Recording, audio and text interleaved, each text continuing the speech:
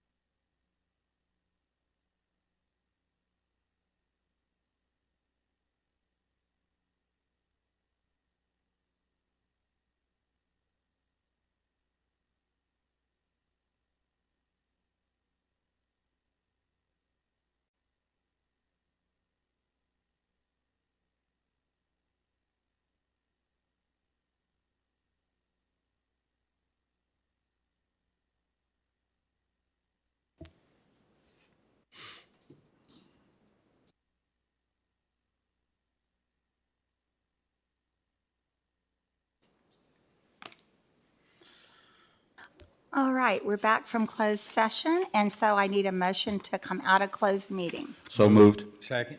Okay, roll call, please.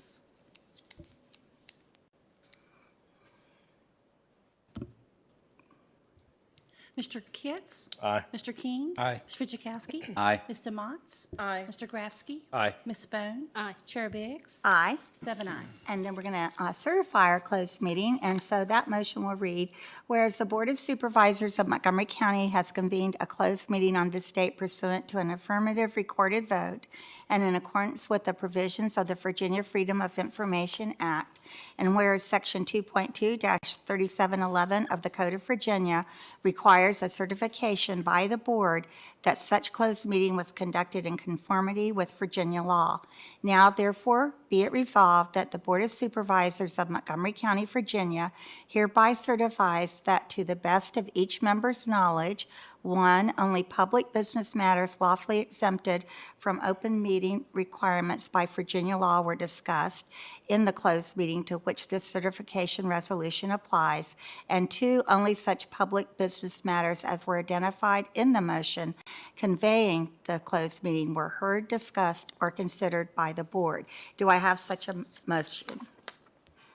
So moved. And is there a second? Okay, Second. roll call. Mr. King? Aye. Mr. Fidzikowski? Aye. Ms. Demots? Aye. Mr. Grafsky? Aye. Ms. Bone? Aye. Mr. Kitts? Aye. Chair Biggs? Aye. 7 ayes. Okay, and now it's time for our moment of silence and the pledge, led by our County Administrator, Ms. Hill. Please rise as you're able for a moment of silence and then join me as I lead us in the pledge.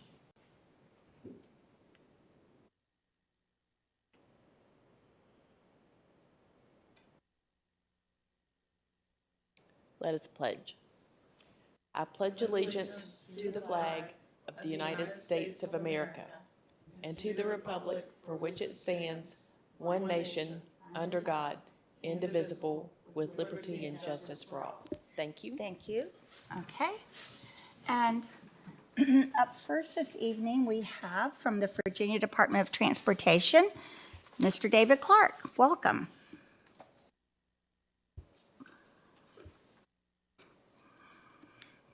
Thank you. Good evening. We are ending or getting near the end of our fiscal year, so we have been working on a lot of catch-up things, also getting the things done before the final schedule work gets done. I think we've done all the asphalt paving, but there's still all the surface treatment scheduled to go through.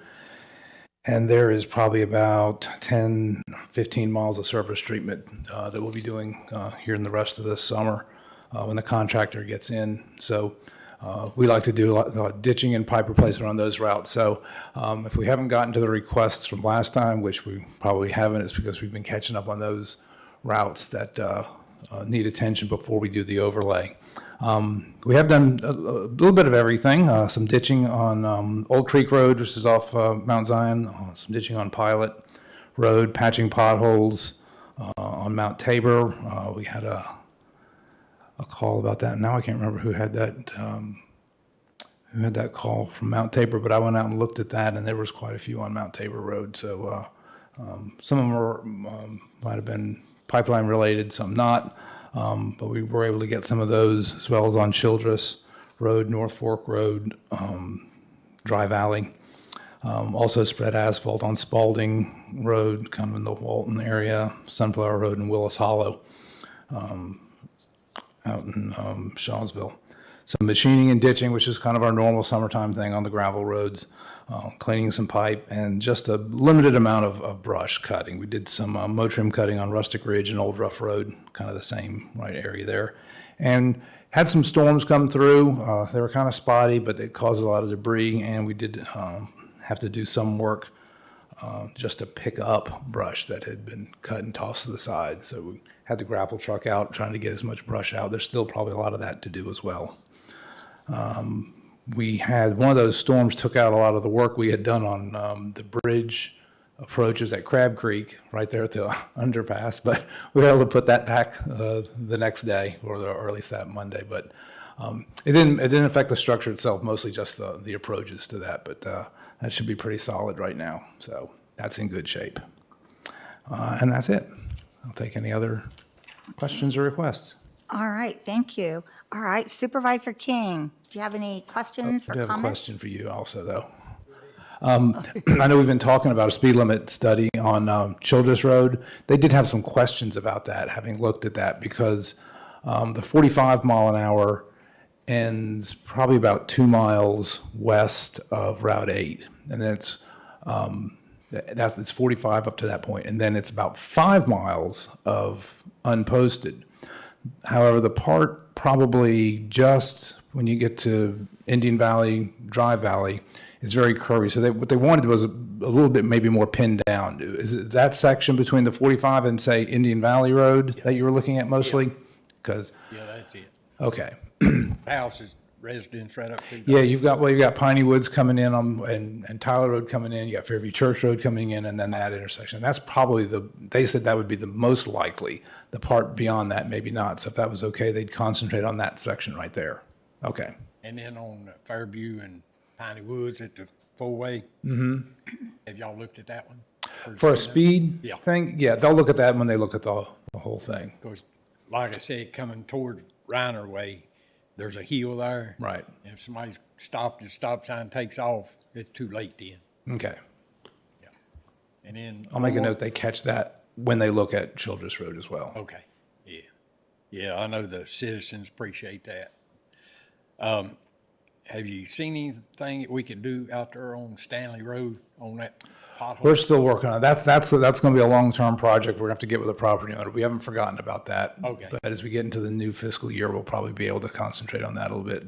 That's going to be, they'll probably just have to try a couple things, and see what works. All right, thank you. I appreciate on that speed limit too. Yeah. Okay, Supervisor Kitts?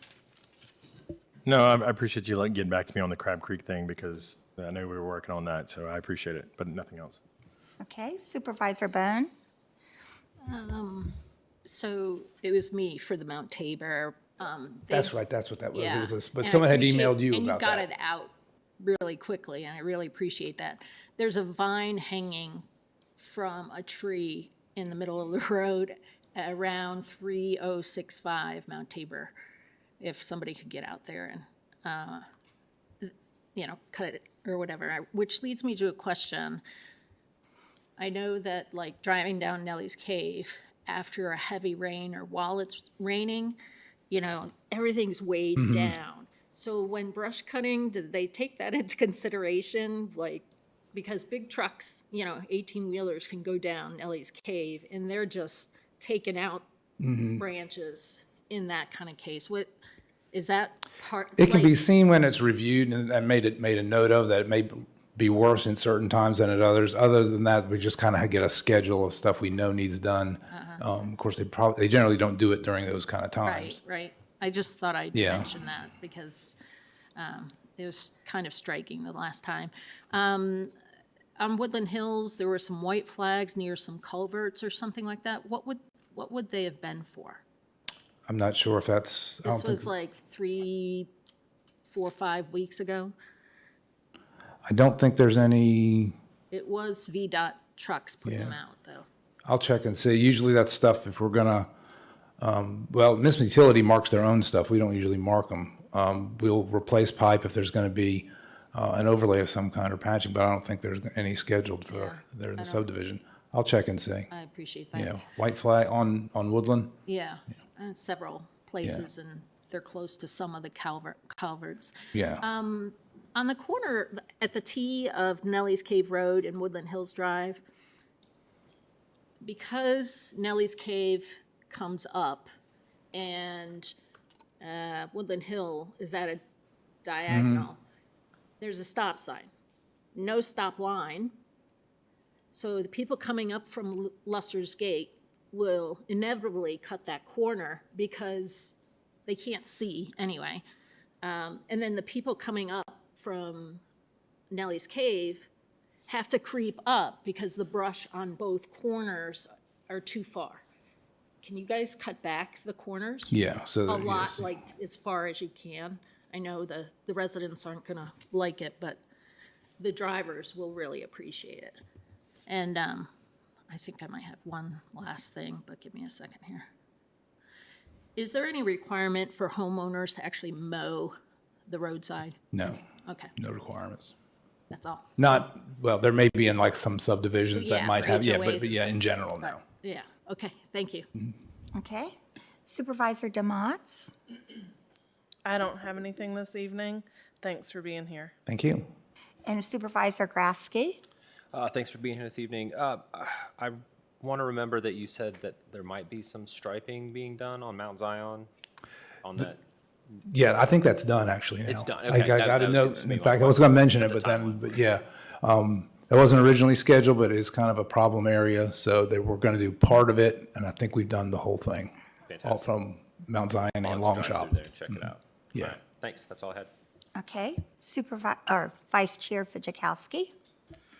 I'd like somebody to kind of take a look at a spot. I think it's been patched quite a bit on Allegheny Springs Road. It's right about halfway between Flick Drive and George's Run Road. And it's getting to the point where you can see people are kind of running their right wheels off onto the shoulder just to kind of straddle it, I guess. But if somebody could check that out. And I just had one other question. Did you all do a mowing We're session? starting the secondary mowing now. Okay. So I think I rode around, I was mostly in the Childress area, but I know they've started down there. I don't know if they've gotten out in Charlottesville, Elliston yet. Yeah, I haven't seen them, but I was just curious if it was a full mow or if it may be just a partial and you're just doing the 4 lanes or. No, we did the primaries first. Now we're starting on the secondaries, and there may have been some partial secondaries if there was a particular site problem done earlier. But we're going full fledged with the mowing on the secondaries now. All right, thank you. Okay. And I don't have anything at this time. I guess we're just progressing with 81, right? It's going along. Yep. Okay. Okay. All right, thank you so much for right. being here, David. We Thank you all. appreciate it. All right. With that being said, we're to our item number 5, which is a public hearing on an amendment to the county's FY 24-25 budget. Ms. Hill, would you like to say anything before we start our public hearing? Yes, thank you. That is for the FY25 budget, which has not been appropriated yet, but is on your agenda later this evening to appropriate. And the purpose of this is when you approved the budget, we didn't yet know the funding that the schools would get from the state. And so that amount is now known, and we need to adjust our budget appropriation for the amount of the additional funding. The public hearing was advertised before we knew the amount of the additional funding, and so we used an amount of $4 million. The actual amount of additional appropriation and budget amendment is $2,760,727. Okay, so I'll open the public hearing. We have no one signed up to speak at this public hearing, but anyone from the audience that might like to come up may do so at this time. Is there anyone that would like to speak on this issue? Okay, seeing no one, we'll close the public hearing, and we'll move on to public address number 6. And we do have one person signed in, and I'll read our guidelines for that. This is the time that the Board of Supervisors welcomes citizens to present comments on issues related to the county. We had a sign-up sheet out front, and we had one citizen sign in. Following that one citizen, members from the audience may address the board. All comments must be directed to the chair and the board from the speaker's podium at the front of the room. It is our time to listen to your concerns, and the board does not reply to questions during this time. You come up, you state your name and where you reside when you come up to the podium, and you'll have 4 minutes to speak as an individual or a representative. At the end of 3 minutes, you will see a yellow reminder light appear on the box on the podium. At 4 minutes, a red light will signal that your time is up. Speakers may leave any written statements and/or information for the board with the board clerk. Speakers will be judged out of order should they engage in personal attacks, use profanity or abusive language, or debate with the audience. During public address, we ask the audience to please be respectful of the speaker's time by not applauding, commenting, or interrupting. And with that being said, we'd like to welcome Ben Wilson as our first speaker. Good evening, Madam Chair and Board of Supervisors. My name is Ben Wilson. I'm here on behalf of Energy Right.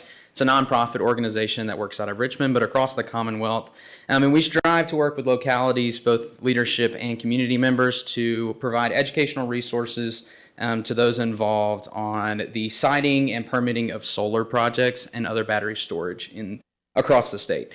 I'm here just to introduce myself. I'm new to Energy Right, and I'm kind of dipping my toe in the Southwest Virginia area. I live in Roanoke. Sorry, I should have mentioned that. 2625 Tillett Road Southwest, Roanoke.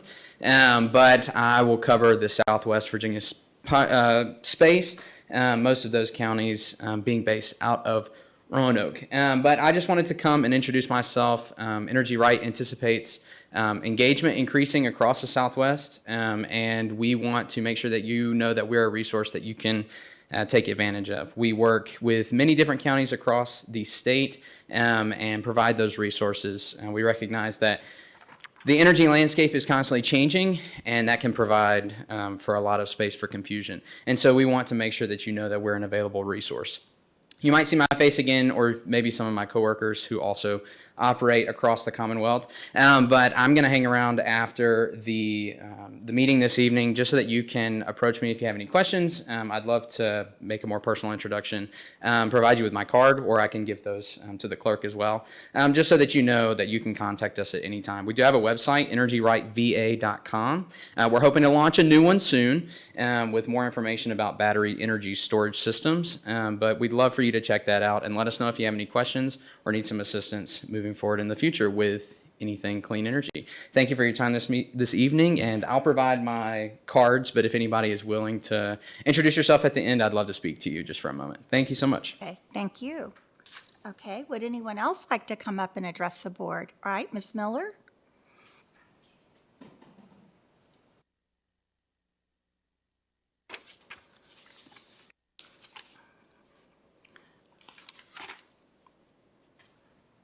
Good evening, Board of Supervisors, Madam Chair, and the head of us all, Ms. Hill.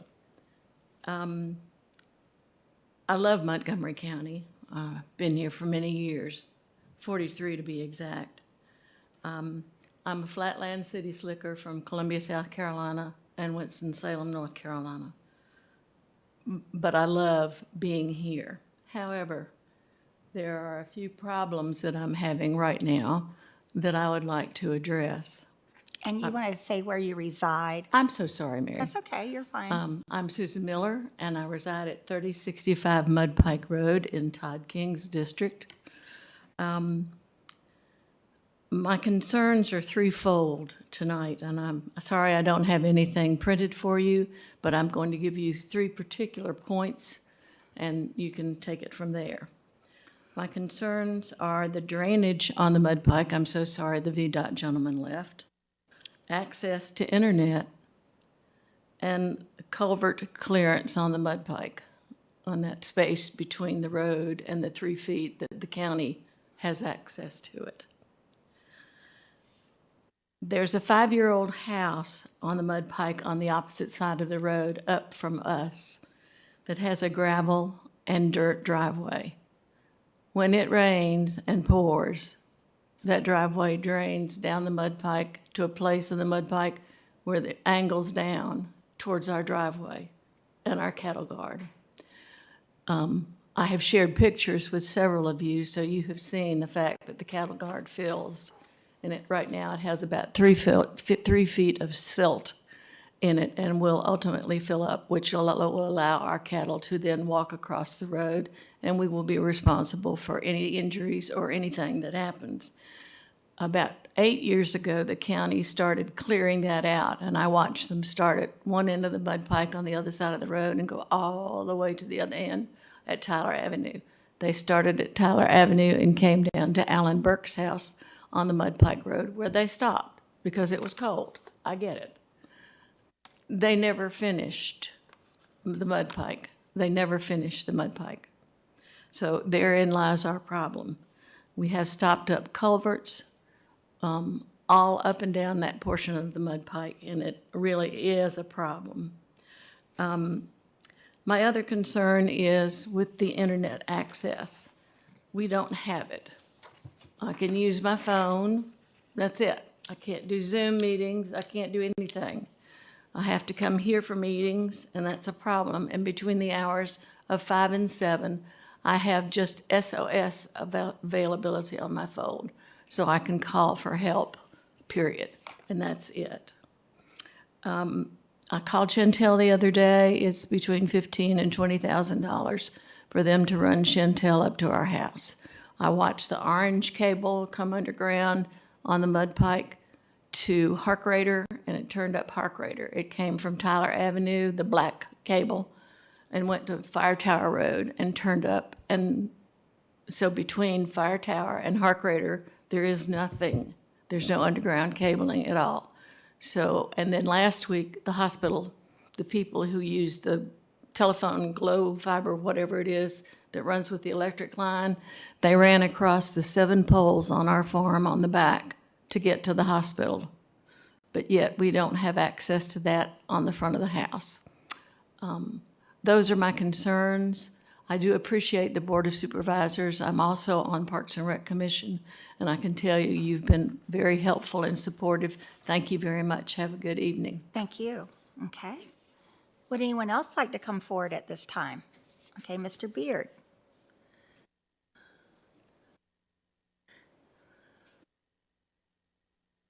Good evening. Bob Beard. I live here in Christiansburg.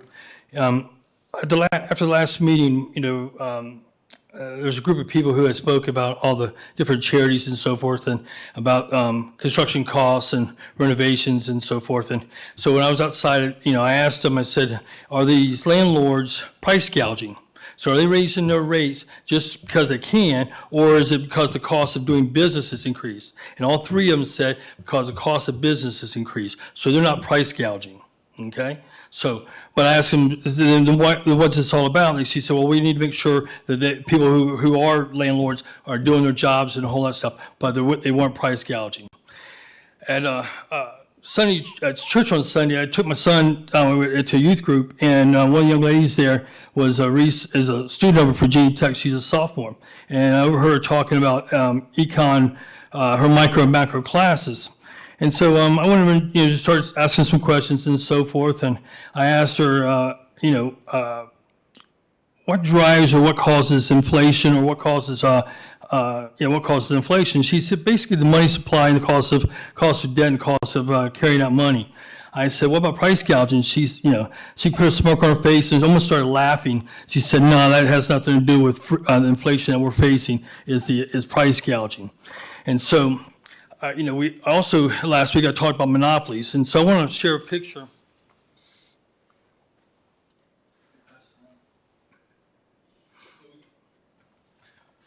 We talked about monopolies, and that was a major cause for price, as we look at price gouging, because government interference.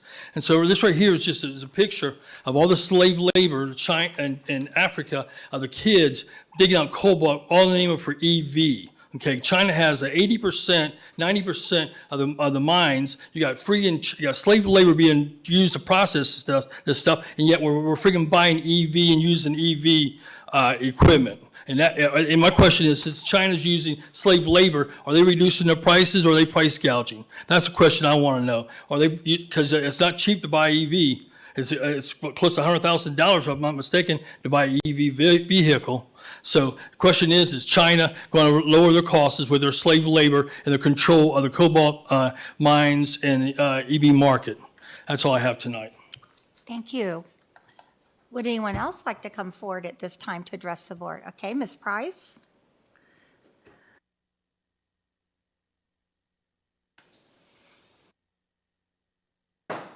Welcome. Thank you. Good evening. I'm Joanne Price, Blacksburg, Virginia.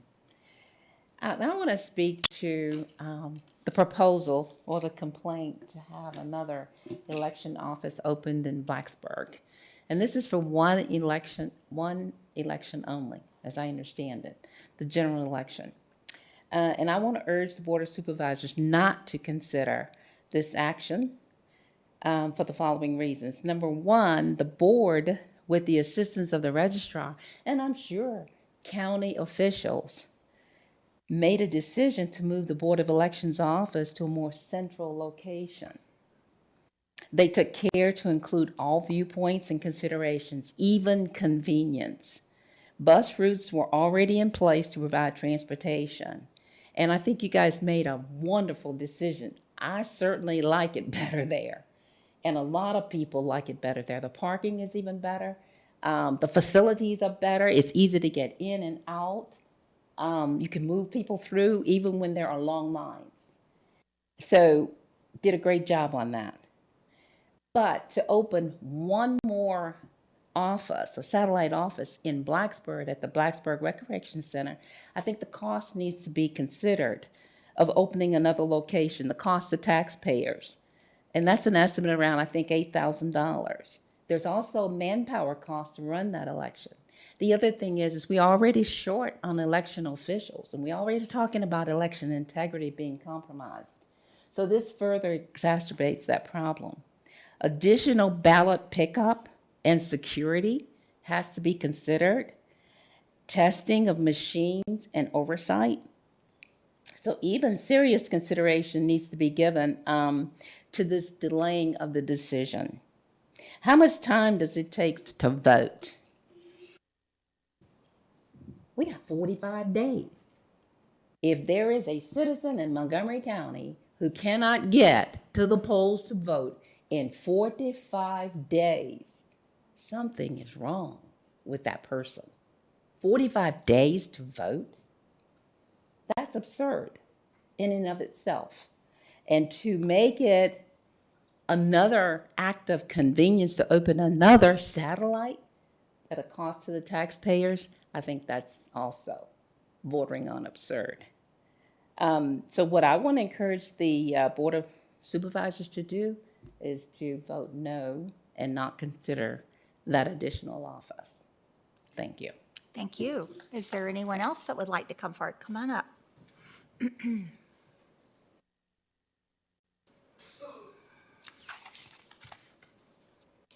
Welcome. Hi, my name is Alicia Vaught. I live on Den Hill Road in Christiansburg, and I just wanted to urge the board to not establish that voter satellite office for one day only. We have 29 precincts already. Why do we need 30? I mean, I just don't think we need to spend out any more money on things like this right now. The next thing I want to talk about is on Den Hill Road, there's a tunnel underneath the bridge that goes, and we have a lot of close calls there almost every day. So has there ever been talk of putting maybe a mirror or a light or anything down there to kind of, keep the traffic? If there has been, maybe I just don't know about it, but I've been there for 5 years now, and I've had people almost hit me, and we just had another close call the other day, so I would just like to, see what we can get done about that, the tunnel. Thank you. Thank you. We have it noted. Okay. Would anyone else like to come forward at this time to address the board? Okay. Seeing no one, we'll close public address. And Ms. Hill, do we have any addendums tonight?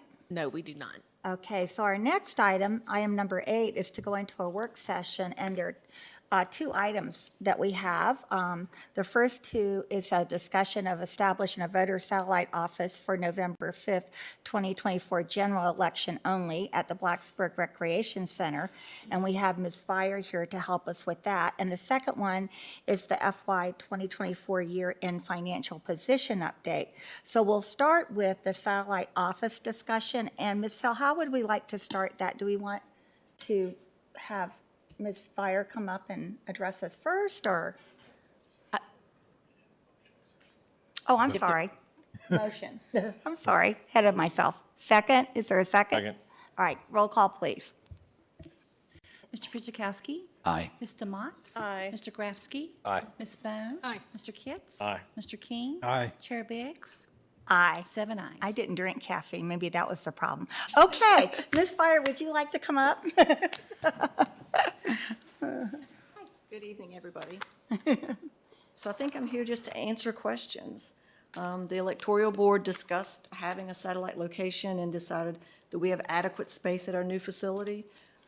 So we haven't looked at another location. I myself went out when Mary contacted me, and I do have the last 2 weeks at the Blacksburg Community Center reserved on hold, pending your vote. Okay, thank you. All right, and thank you for the information that you sent out about the situation. That was good to have that information. And we did have requests from citizens about this particular item.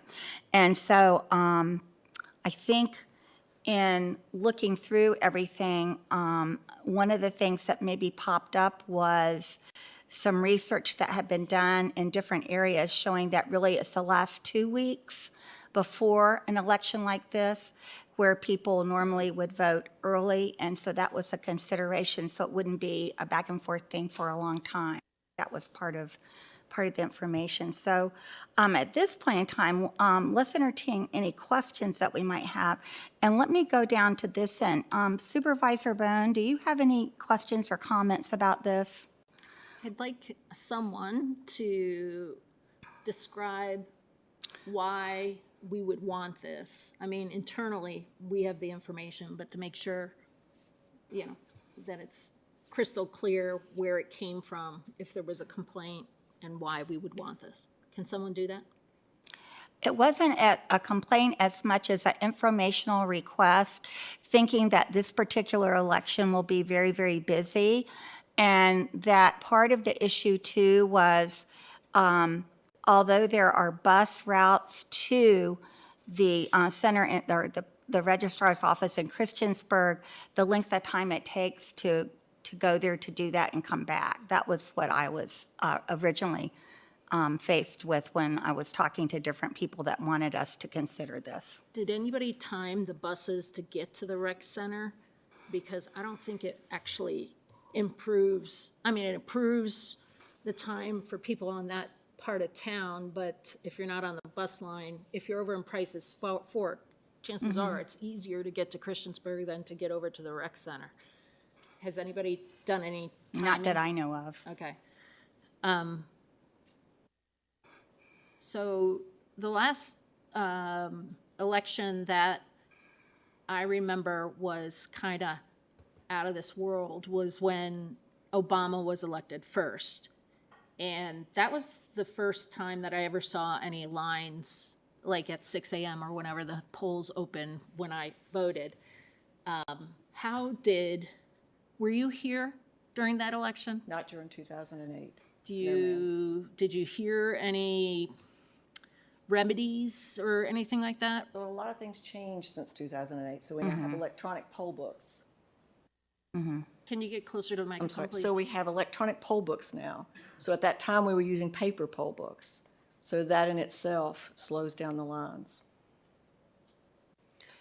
And we've also added multiple polling locations since then. Okay. And how many registered voters per polling place do we? It differs per polling location. So right now, there's 62,000 registered voters in the county. So it differs per polling location how many are registered at that site. And this is just for the 2 weeks before? If the board were to pass If the Board that. of Supervisors votes yes, then I have 2 weeks for the presidential reserved at the Blacksburg Recreation Center. And one of the things I think that was important that Ms. Fire pointed out was, the back and forth that has to be done with the election, with the employees having to carry the ballots back and forth and limiting it to a more reasonable time period of 2 weeks. We have to retrieve ballots every day. That's once that polling location closes to get them back to our office, then account for those ballots, and then we have to lock up. Is there any chance that anybody's talked to BT about, their short bus being on call for people that might call into I you reached guys? out to them personally, and currently they do not have the manpower to run extra buses. They have the buses, they do not have the manpower. And I sent you all the links to everything that he sent me. I'm wondering if there's a way that we can get temporary bus drivers for the last 2 weeks. It's probably less expensive than, That they have to have a CDL. no, I mean, people who do have a CDL or maybe retired or something like that. I don't know.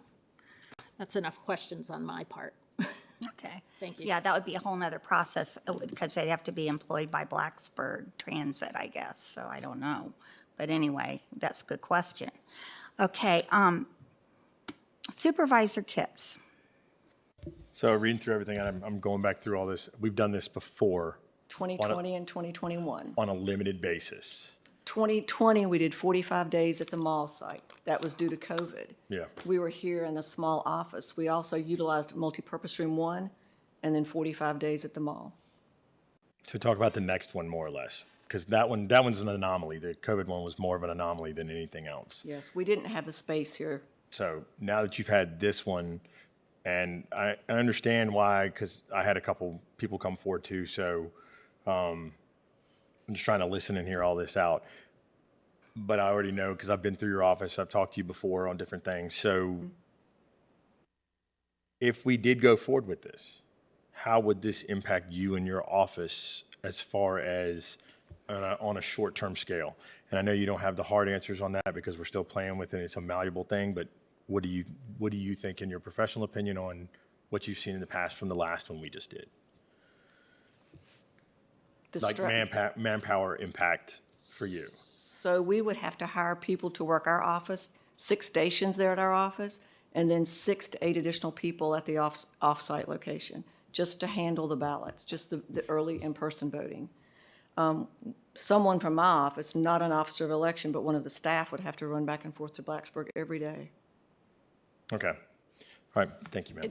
There are also some security concerns that you might want to address for the board. So I did go over to Blacksburg Recreation Center last Friday and talked to Lynn. She does have a room that we could store our large cage in that has a padlock on it to put the equipment in. She has an area that we can put the ballot on demand scanner also. Okay. All right, Supervisor King. Well, I appreciate the email that you sent out to us with all the information. And correct me if I'm wrong, but you had an electoral board, y'all had a meeting, and each one of them said the facilities you have is adequate now. So they had a discussion in April, and that the facility that we have now, they agree is adequate to house the presidential election.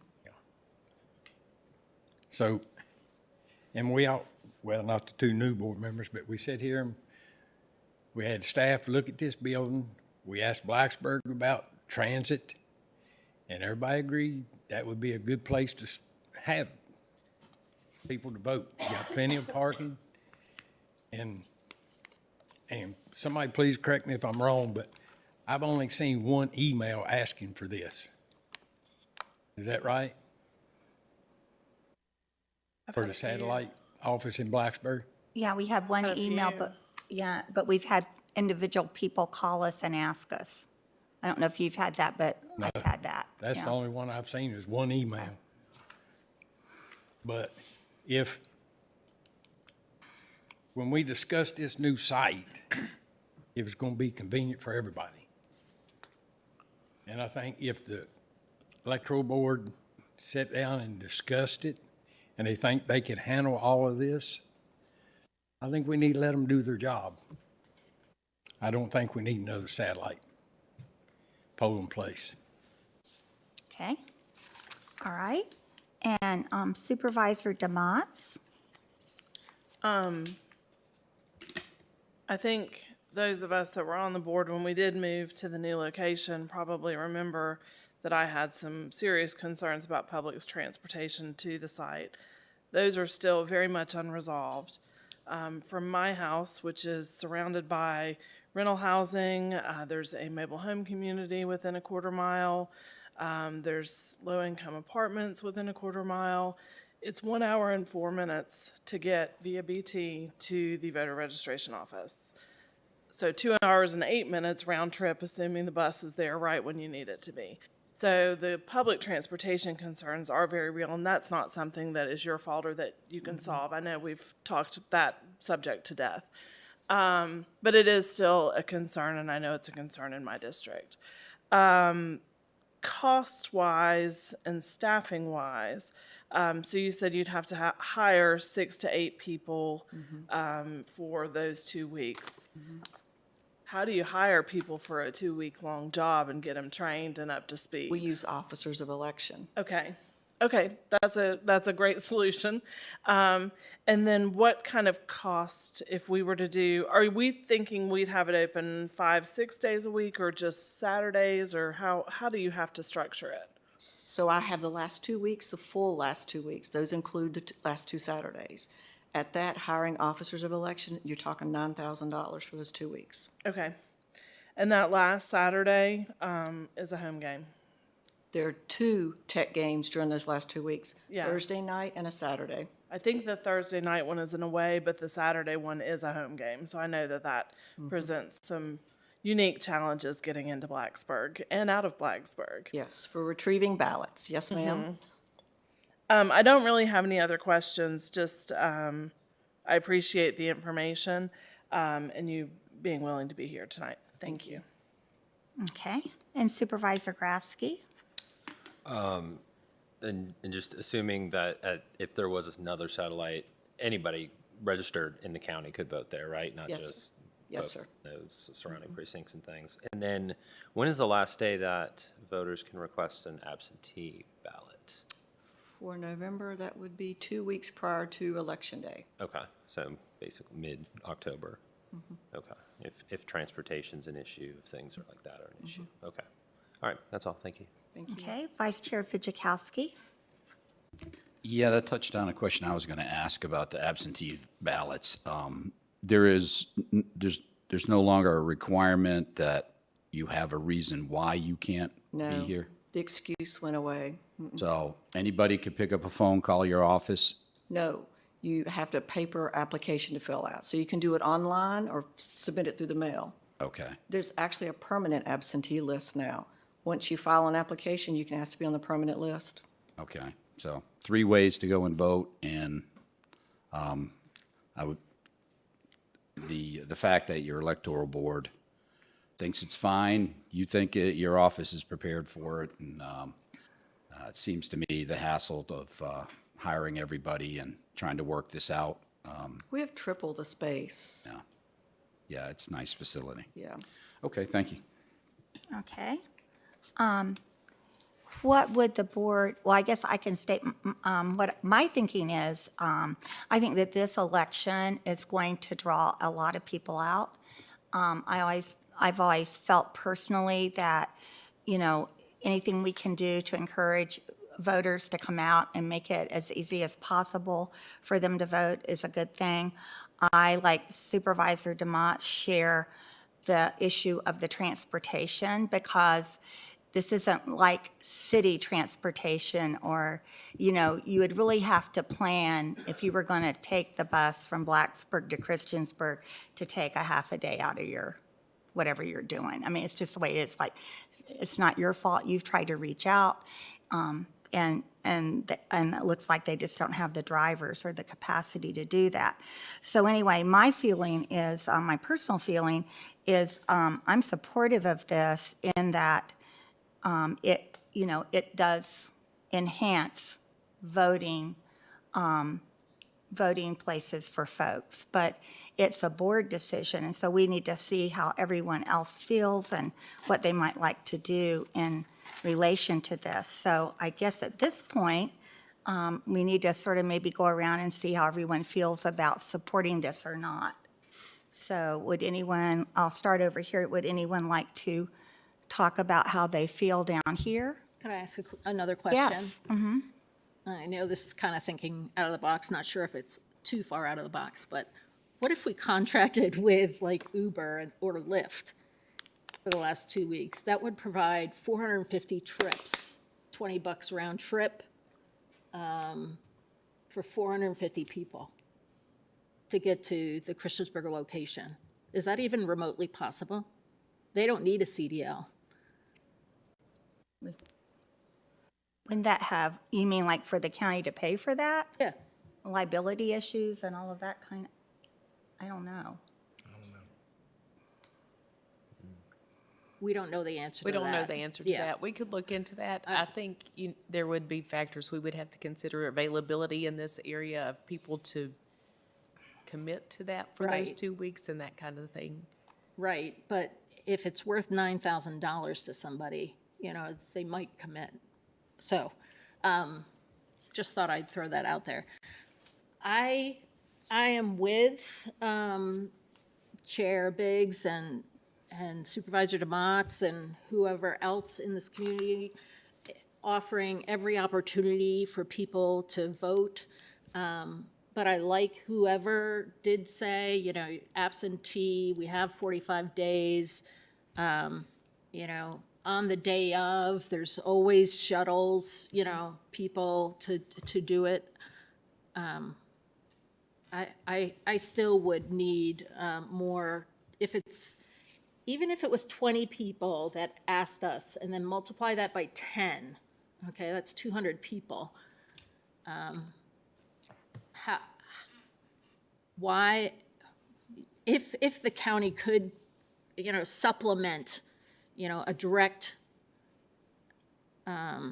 taxi even, or whatever, and have the person take liability of it or something like that, it'd still be a lot cheaper and safer for integrity reasons for the actual vote. So I'm kind of torn. I still need to, think about it.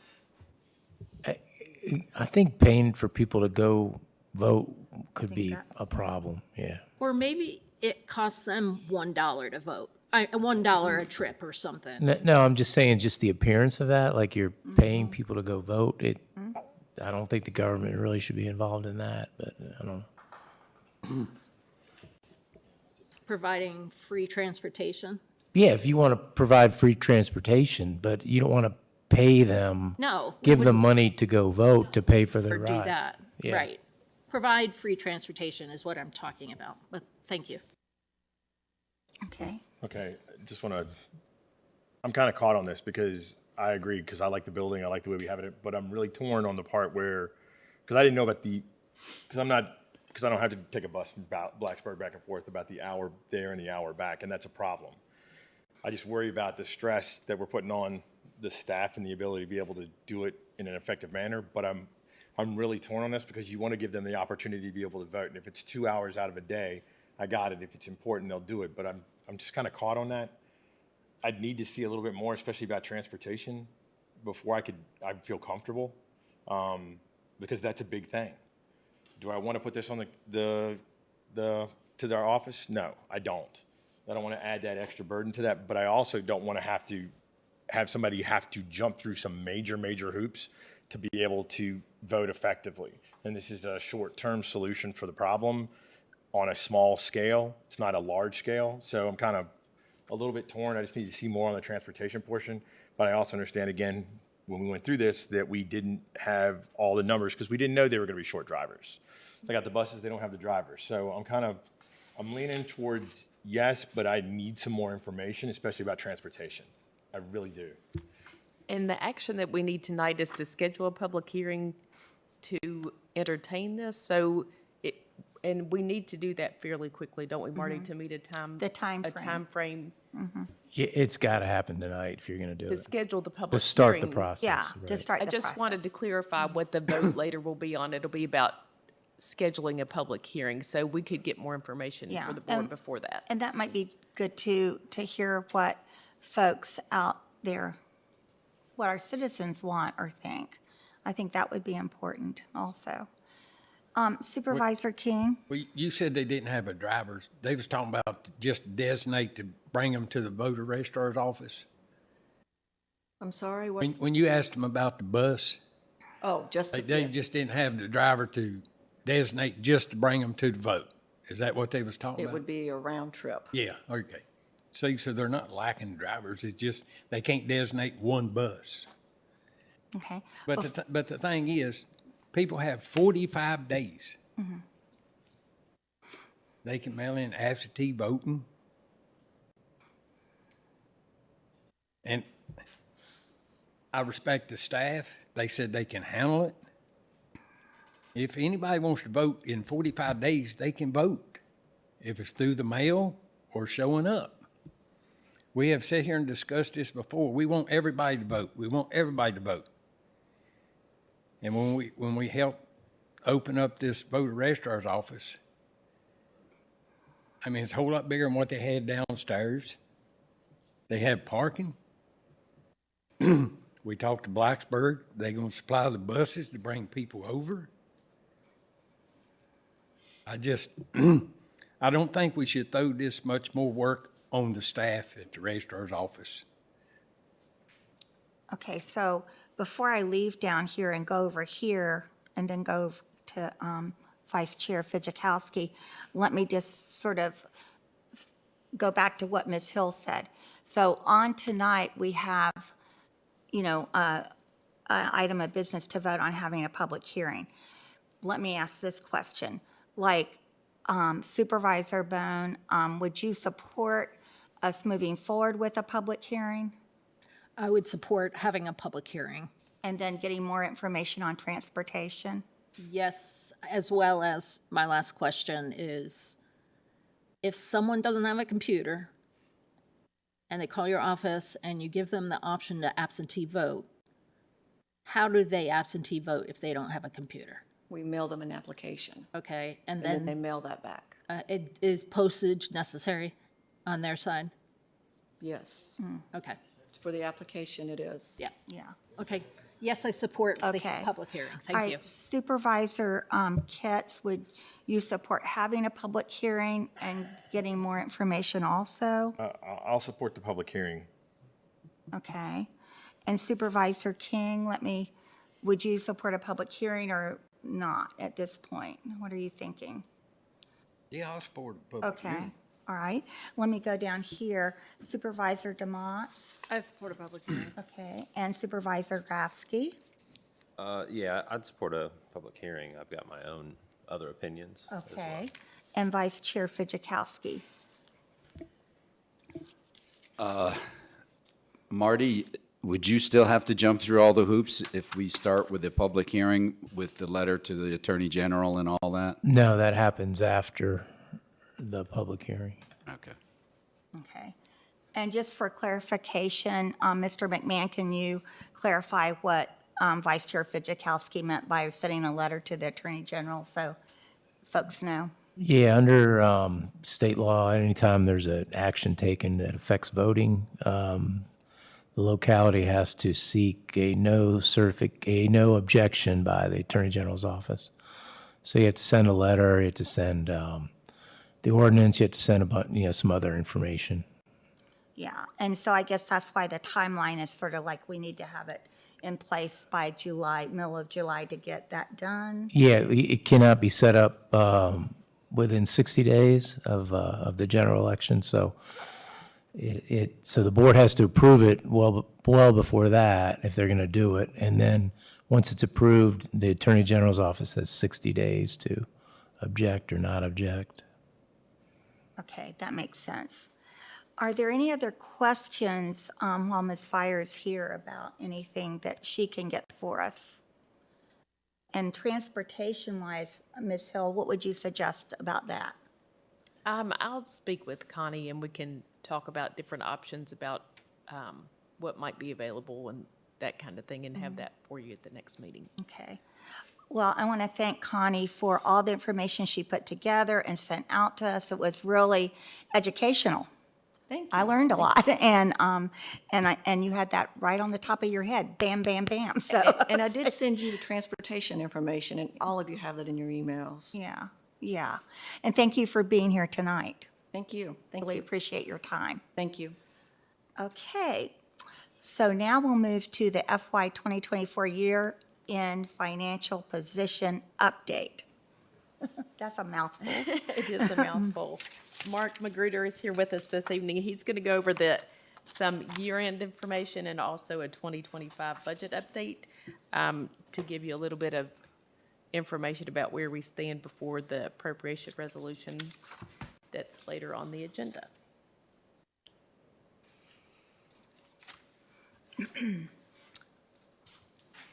One of the items he's going to talk to you about this evening and provide an update about is related to the additional funding that the county receives when we increase the tax rate during the year, because some of you who've been on the board for a while know how that works, but for the new members, we can give a little bit more information, and also for the citizens that are watching. This is thick. Hey, good evening. There's going to be three separate topics for discussion tonight. So I'm going to talk a little bit about the additional state funding for schools in the first part. Then the second part is additional revenue on the June 5th payment, which Mrs. Hill just discussed with you for a moment. And then our one-time funding request, which we talked to you about during the regular budget process. All right, so the first topic is the additional state funding for schools. So when we put the budget together, state funding for the Montgomery County Public Schools that was included in the proposed budget and also included in the approved budget was $76,504,011, so $76.5 million. Based on the fiscal year 25 calculation tool that was released from the state just a few weeks ago, the new projected state revenue for the schools is roughly $3 million, which is an increase of $2.7 million. And so when the board adopted the fiscal year 25 budget, language was included in the resolution that if additional state funding was received for the school operating fund, the general fund transfer would be reduced by the amount of the additional state funding. And that funding would be held in special contingencies. So as we discussed when we approved the budget, the county transfer to the schools would be reduced by the amount of additional state funding, so that was $2.7 million. This would free up general fund dollars to maintain the transfer to the county and the school capital projects funds and to fund the paid fire and rescue or firefighters in eastern Montgomery. And again, the balance will be held in special contingencies. And then the board would have to have a separate action in order to allocate those funds for some other use. Now that money is an ongoing revenue source, so it doesn't necessarily have to be one-time items. And depending upon what the board would decide to do with that money in fiscal year 25, there is an opportunity for those ongoing resources to be available in the fiscal year 26 budget when we get there.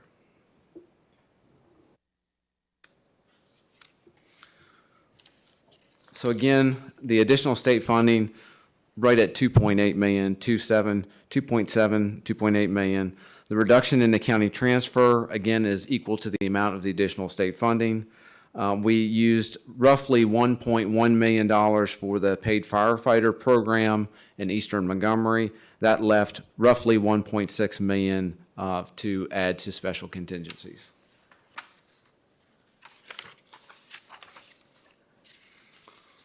Maybe we'll stop right there and see if anybody has any questions about that part of the presentation. Any questions?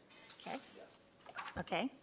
Didn't we talk about putting the half cent back into the capital? We did that, yes.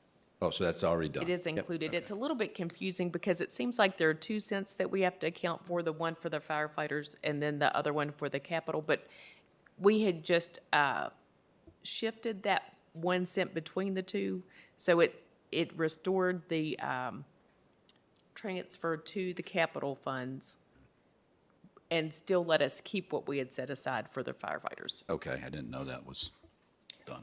Good question. We good? Okay, so the second topic is additional revenue on the June 5th payment.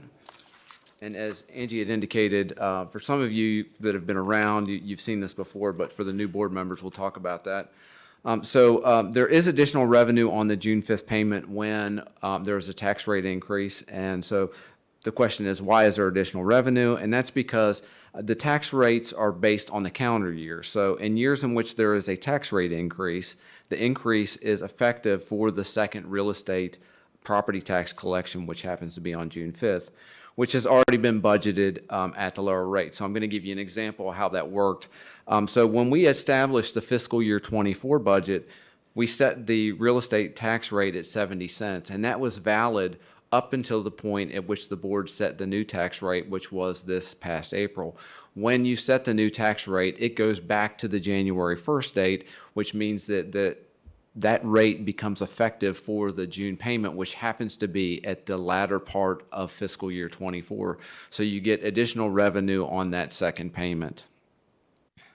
This results in additional unbudgeted or unplanned revenue because these revenues were not included in the budget for that year. So again, when we established the fiscal year 24 budget, we didn't know that there would be a tax rate increase in fiscal year 25. And so because it goes back to the January 1st date, which then becomes effective for that June 5th payment, we wouldn't have known that that would have been there. So you get extra revenue on that second payment.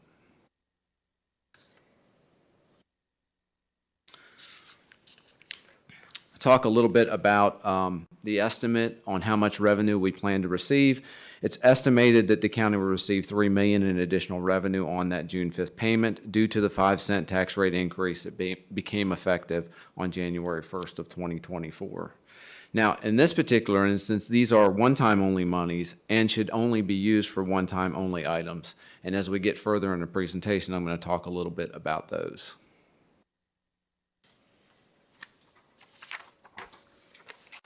So is there any questions about that section of the presentation? Supervisor Bone.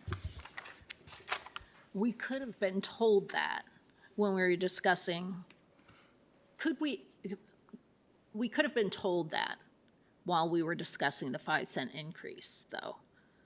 Yes, that's correct. We could have told you that. In hindsight, that would have been a good thing to tell you at that time. And this is not an excuse, but it's probably why it happened. We're accustomed to knowing that that's how it works, and I know that a lot of board members do know that's how it works. We do have new members, and we should say that for the public, so we thought that it was important that we said it before the appropriation was approved this evening. In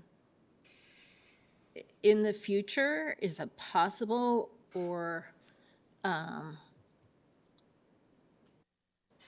is it possible to delay the impact of the new tax increase to the December? No. As long as the tax bills are collected in this fiscal year, that we can't delay that impact. Okay, thank you. And even if we did delay the impact, it would be a one-time impact anyway, the way the calendar year tax rate works. We would still have one-time dollars in December. If we delayed the payment, we would still get them just one time. I think what I'm hearing you ask is, could we align the tax rate with the fiscal year instead of the calendar year? That's a different question, and it has a fiscal impact on the county because of, Mark and I talked about that during the budget process when we were up against such a tight deadline. Right. There's a pretty significant impact on the processes of the county and what our tax flow reserve is, and when our debt service payments come due and that kind of thing. If that's something that the board wants to explore, we can do that. I don't think we should go away from having twice a year collections. Right. I don't think we need to change anything right now. I'm just saying in the future, I would have appreciated approving maybe a 74.5 cent total tax instead of 75 for a year, if that meant that we were going to meet all of our income needs for this year. But because it's what not I'm seeing, ongoing revenue, so you can't I fund ongoing things. So you would cover for 18 months. I understand your point, and we would cover the cost for 18 months, but then we would have committed to salaries and other things that would have to be addressed in the next cycle. I understand. Because you're saying that it's $1 million plus, which is equivalent to a penny, really. That's exactly right. Yeah. So if it could have been a penny less or a half penny less, I think. But you can't do that for I ongoing understand. costs. I do understand that. Thank you. Anyone else? Okay, so I'm hearing what she's saying, and it's like, if we'd known this, we wouldn't have done this. But the problem is, if you'd done it now, it doesn't have the same effect as you backdated, because the amount going forward wouldn't be the same amount. That's So- correct. So, I understand that, but I do understand also where she's coming from, that we need to be able to look at that and go, okay, you know, if we look at this, and I hate playing the if game, if it's going to be this much and you're going to have this much excess, because we don't know for sure, because we don't know exactly what the income's going to be, but we know that the tax raise came, it's backdated to January. Now that income going forward is not accounted for because it's not in the budget, but if we'd done less, it wouldn't be the same amount pushing forward. It's kind of a catch-22. You're not going to, you can't fix it. I'm just And I trying to don't- see. That's right. We should have told you during the budget process, there's no doubt, and we could have told you an amount because it is based on the projected penny value. But in my opinion, it doesn't affect what your rate increase is, because that's what we need for ongoing operations of the county. If you hadn't increased the tax rate 5 cents, you could not have covered the cost. Right, but assuming that we hadn't gotten the extra money from the state. Yeah, and I understand that. There's a lot of ifs in that, but you know, carrying forward, it could have been maybe a half a cent difference, or maybe just a penny. It wouldn't have been a lot. It would have been, when I say a lot, that's But you not really a fair can't term. make it be less if you're going to Yeah, I fund know those it ongoing it costs. affects everything going forward. You can't. It's kind of a time loop on this one. There's one thing that I will point out that's a positive thing as a result of this that's happened over time, and that is because of this extra revenue that's one-time in nature, it has helped the county set aside one-time monies to address capital infrastructure issues, which has lessened the tax burden on the requirement on the debt service fund in order to fund those ongoing costs. So when planned properly, you can use that extra revenue as a mechanism to keep your total cost down of the tax rate that you're putting forward, because if you can cash fund a lot of your capital infrastructure, then you don't have to rely on the tax rate to cover your debt service burden. And you don't have to It's just a for the perception. interest costs This either. is an optics thing more than it is an accounting thing. And I completely understand that, and I completely understand where you're coming from, and the ability for us to offset it. It just comes down to, it's just I would have rather have known, it would have made a whole lot of difference, but I would have rather have known to be able to account for it, at least in my head. So I think that's, yeah. And fair. And what's being proposed for, you know, in this next section isn't all capital, you know, improvements. That's stuff. correct too, but we would have had to fund those items some way. That they're not things that we don't need. So it's your decision, of course, but whether or not those items would have been funded. But Mark's going to get into that piece in just a minute about the considerations when we knew that those requests had been made. I'll wait until you go over them.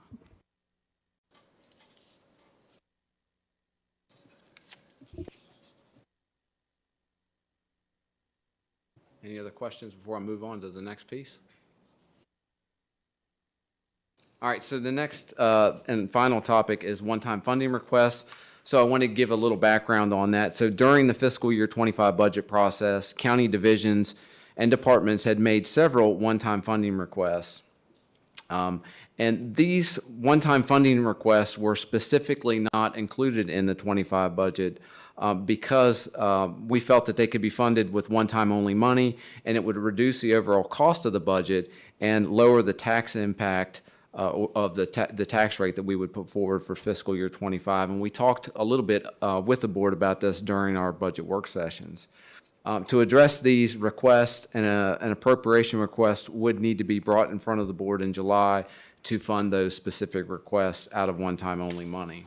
And we planned to include these as one-time items, whether or not the tax rate was increased, because we knew that the amount of these items that Mark's going to discuss in just a minute could have been funded out of our available fund balance.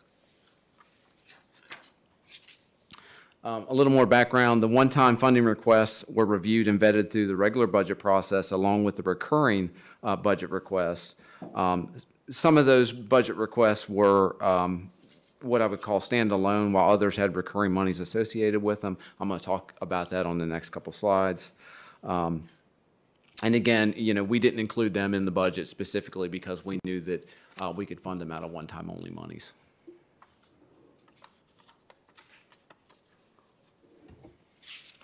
All right, the Public Information Office had requested $25,000 in one-time funding to purchase a new digital asset management system.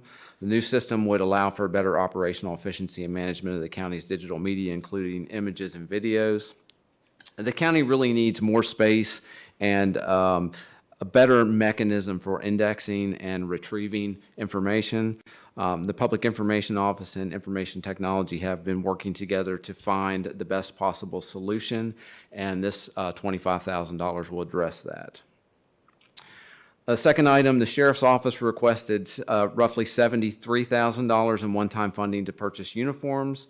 The sheriff's been in the process of transitioning away from their traditional brown uniforms to black uniforms, and this funding would allow them to complete the transition. Again, this is a one-time only request. Sufficient funds exist in the base budget to cover the ongoing costs. They have money to replenish their existing uniforms. They just don't have enough to buy all brand new ones and then replenish the ones that are getting old.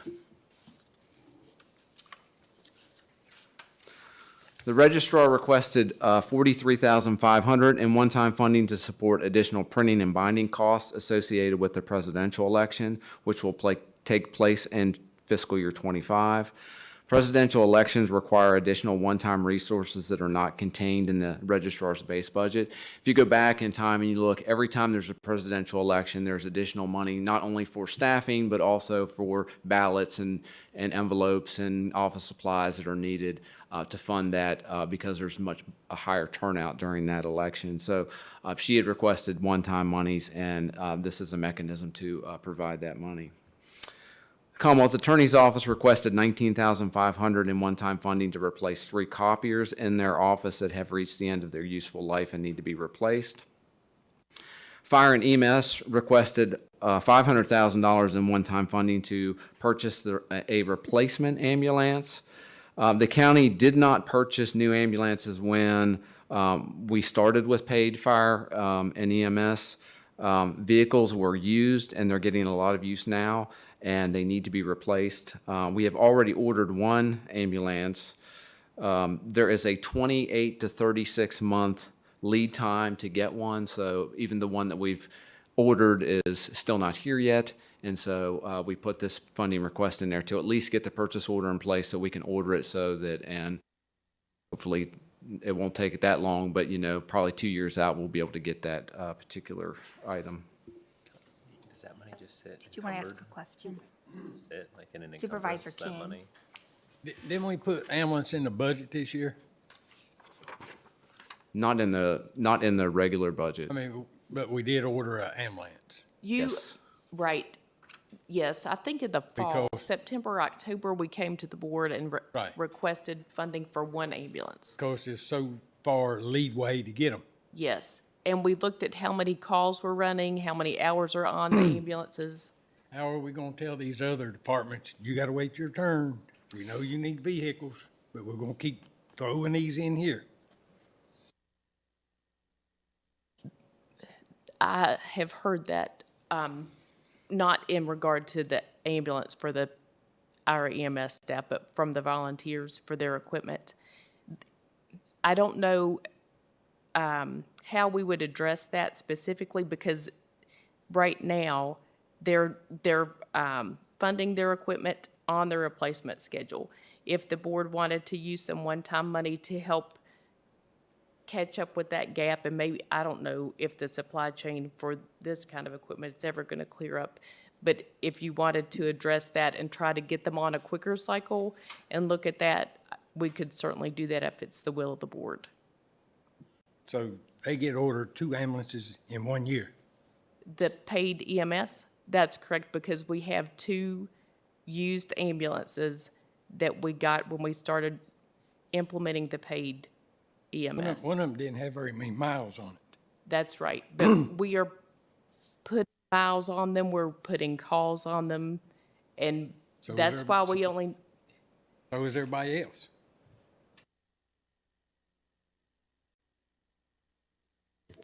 I think it I makes think that- sense to look at the schedule to see if we should catch up a vehicle or 2 for volunteers. There has been some discussion from the board in the past about looking at the replacement policies and the replacement schedule for the volunteers. The Board of Supervisors hasn't had a lot of input in that in the past. If you want us to do that, we'd be glad to look at what their requirements are as far as how many miles they have on them and how many calls and how they determine who's next on their list. I'm just talking as a volunteer. I wouldn't think it's right one agency get 2 new ones and we're still waiting on ours. So what I'm hearing is sort of, there needs to be a process in place. Yes. To look at the whole picture. I Hayden, don't, is I that don't what know you're that we, talking about? they're two, I believe that there are two separate processes. We have a paid staff that we have equipment, vehicles in the county, sheriff's vehicles, general services vehicles, and now we have emergency services vehicles, these 2 ambulances that we're using. And I believe that we need to look at those and follow a policy for that, for replacing those. I know that we have another set of requirements that the fire and rescue volunteers use. If you want us to look at that or work with them to talk with them about their process for that, to see if they need additional funding, we'd be glad to do that. How much, you may know this right offhand, what does Fire and Rescue Commission get? 1.7 million. I couldn't hear you. 1.7 million. So for 8 agencies, they get $1.7 million, and one agency gets $1 million.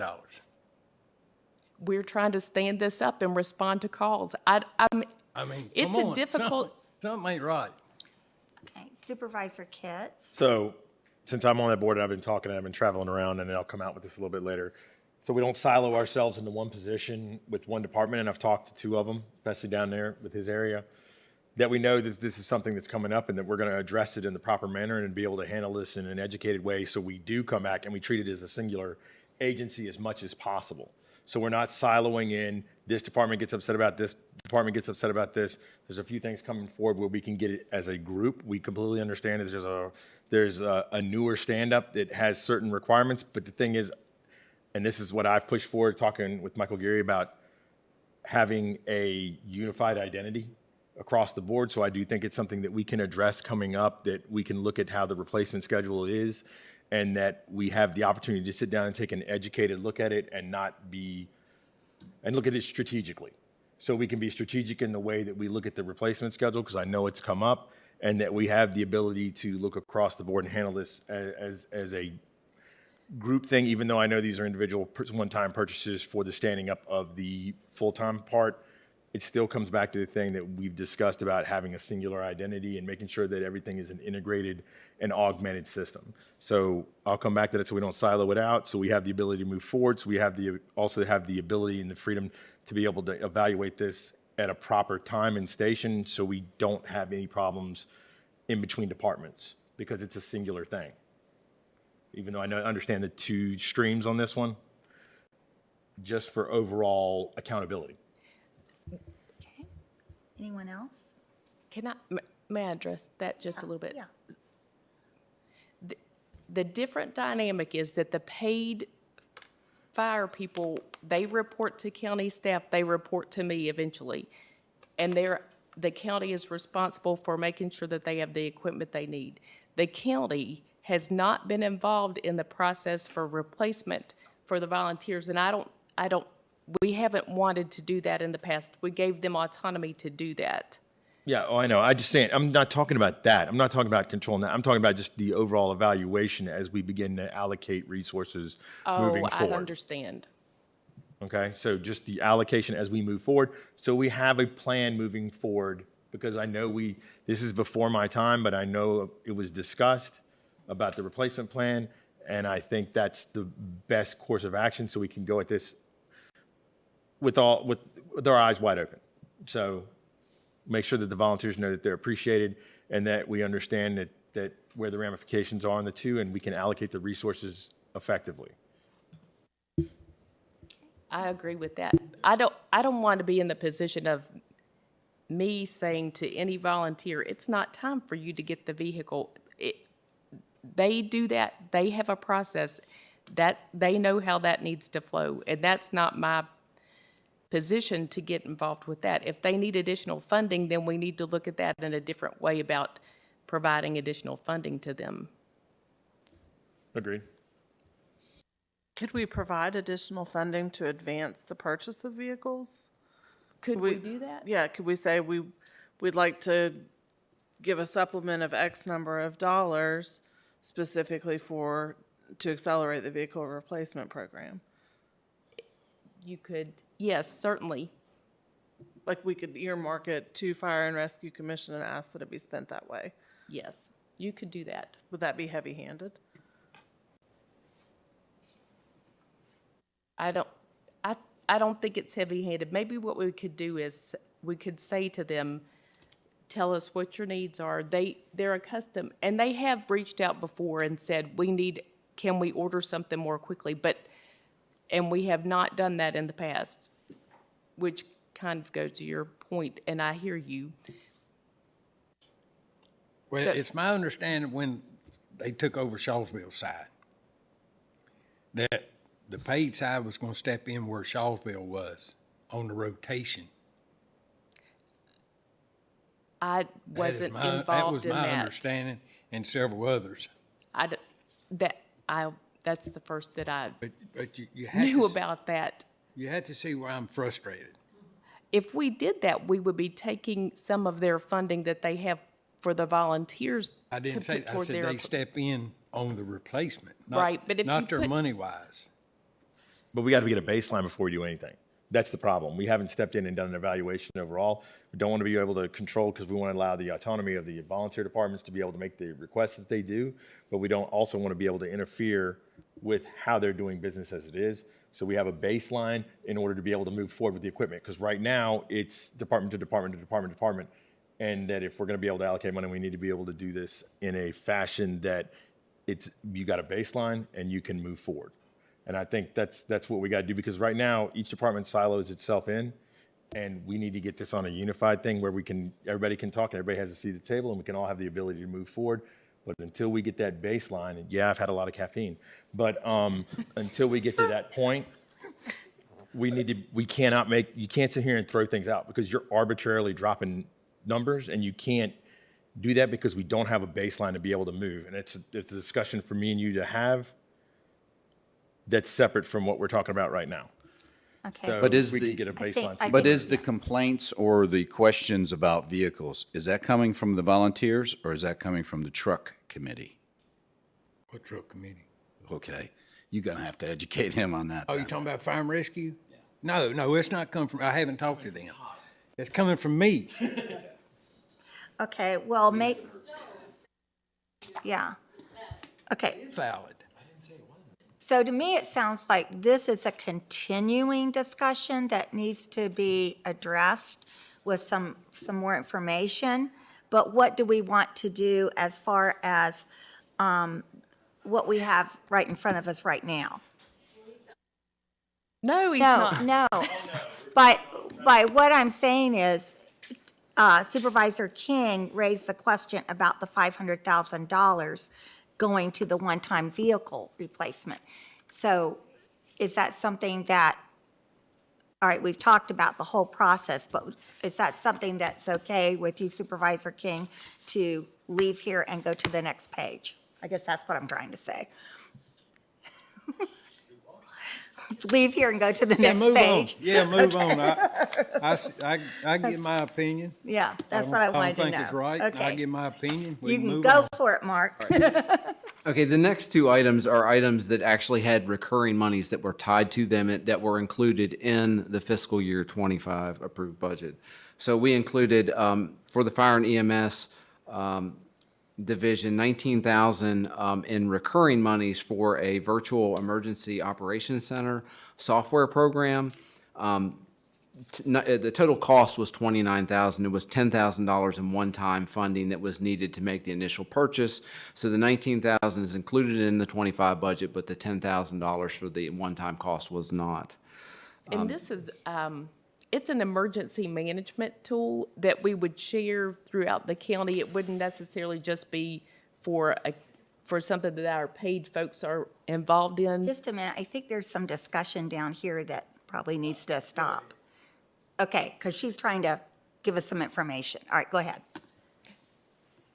This is an emergency management tool that would allow us, in case there was an emergency somewhere and we needed an emergency operations center, it could be a virtual center. So for example, when we had the water situation in the eastern part of the county and we needed people to be able to talk to each other, different entities, and to have the emergency operations center, to have that cohesiveness and in a remote location, not in our building, that would help us be able to do that, and everybody could talk to each other and have updated information more quickly. I just wanted to make it clear that it's not just for fire and EMS, it's for law enforcement and all the agencies throughout the county. Okay, any questions on that? Okay. All right, the second item was for general services. We included $35,000 in recurring monies to support a new facility maintenance software program. $80,000 in one-time funding is needed to make the initial purchase. So the 35 was included, and we need an additional 80 to purchase the software program. Okay. All right, so the next slide is just a spreadsheet that kind of goes through the information that I just went over. Again, the digital asset management system for $25,000, uniforms for roughly $73,000, the presidential election printing costs $43,500, copier replacements at $19,500, the ambulance at $500,000, the low-C platform software program for EMS for $10,000, and the facility maintenance software for $80,000. Total value of all those items is $750,912. Any questions on that? Yes, Vice Chair. So if all those one-time funding requests were granted, what would that leave us? As far as From the one-time funding. Would that use up all the monies that, the one-time monies? No. No. Yeah. So I'll go over to the next slide and talk a little bit about that. Yes. So I don't want to be naive here, but like the Commonwealth Attorneys, and I support them 100%, Commonwealth Attorney's Office, practically $7,000 or $6,000 or $7,000 per copy machine. What is so special about those copy machines? They're big multifunctional devices. They have scanners, faxing, copying. Those big. That's really what they cost. They cost that much. It's an amazing amount of money for a They need copier. 3 of them. Excuse me? And they need 3 of them. They have 3 now. They're replacements. They're not new. These they have gotten to the end of their life. Yep, I gotcha. Thank you. Okay. Supervisor DeMott. I have one question and then one thing to kind of throw out there for the good of the cause.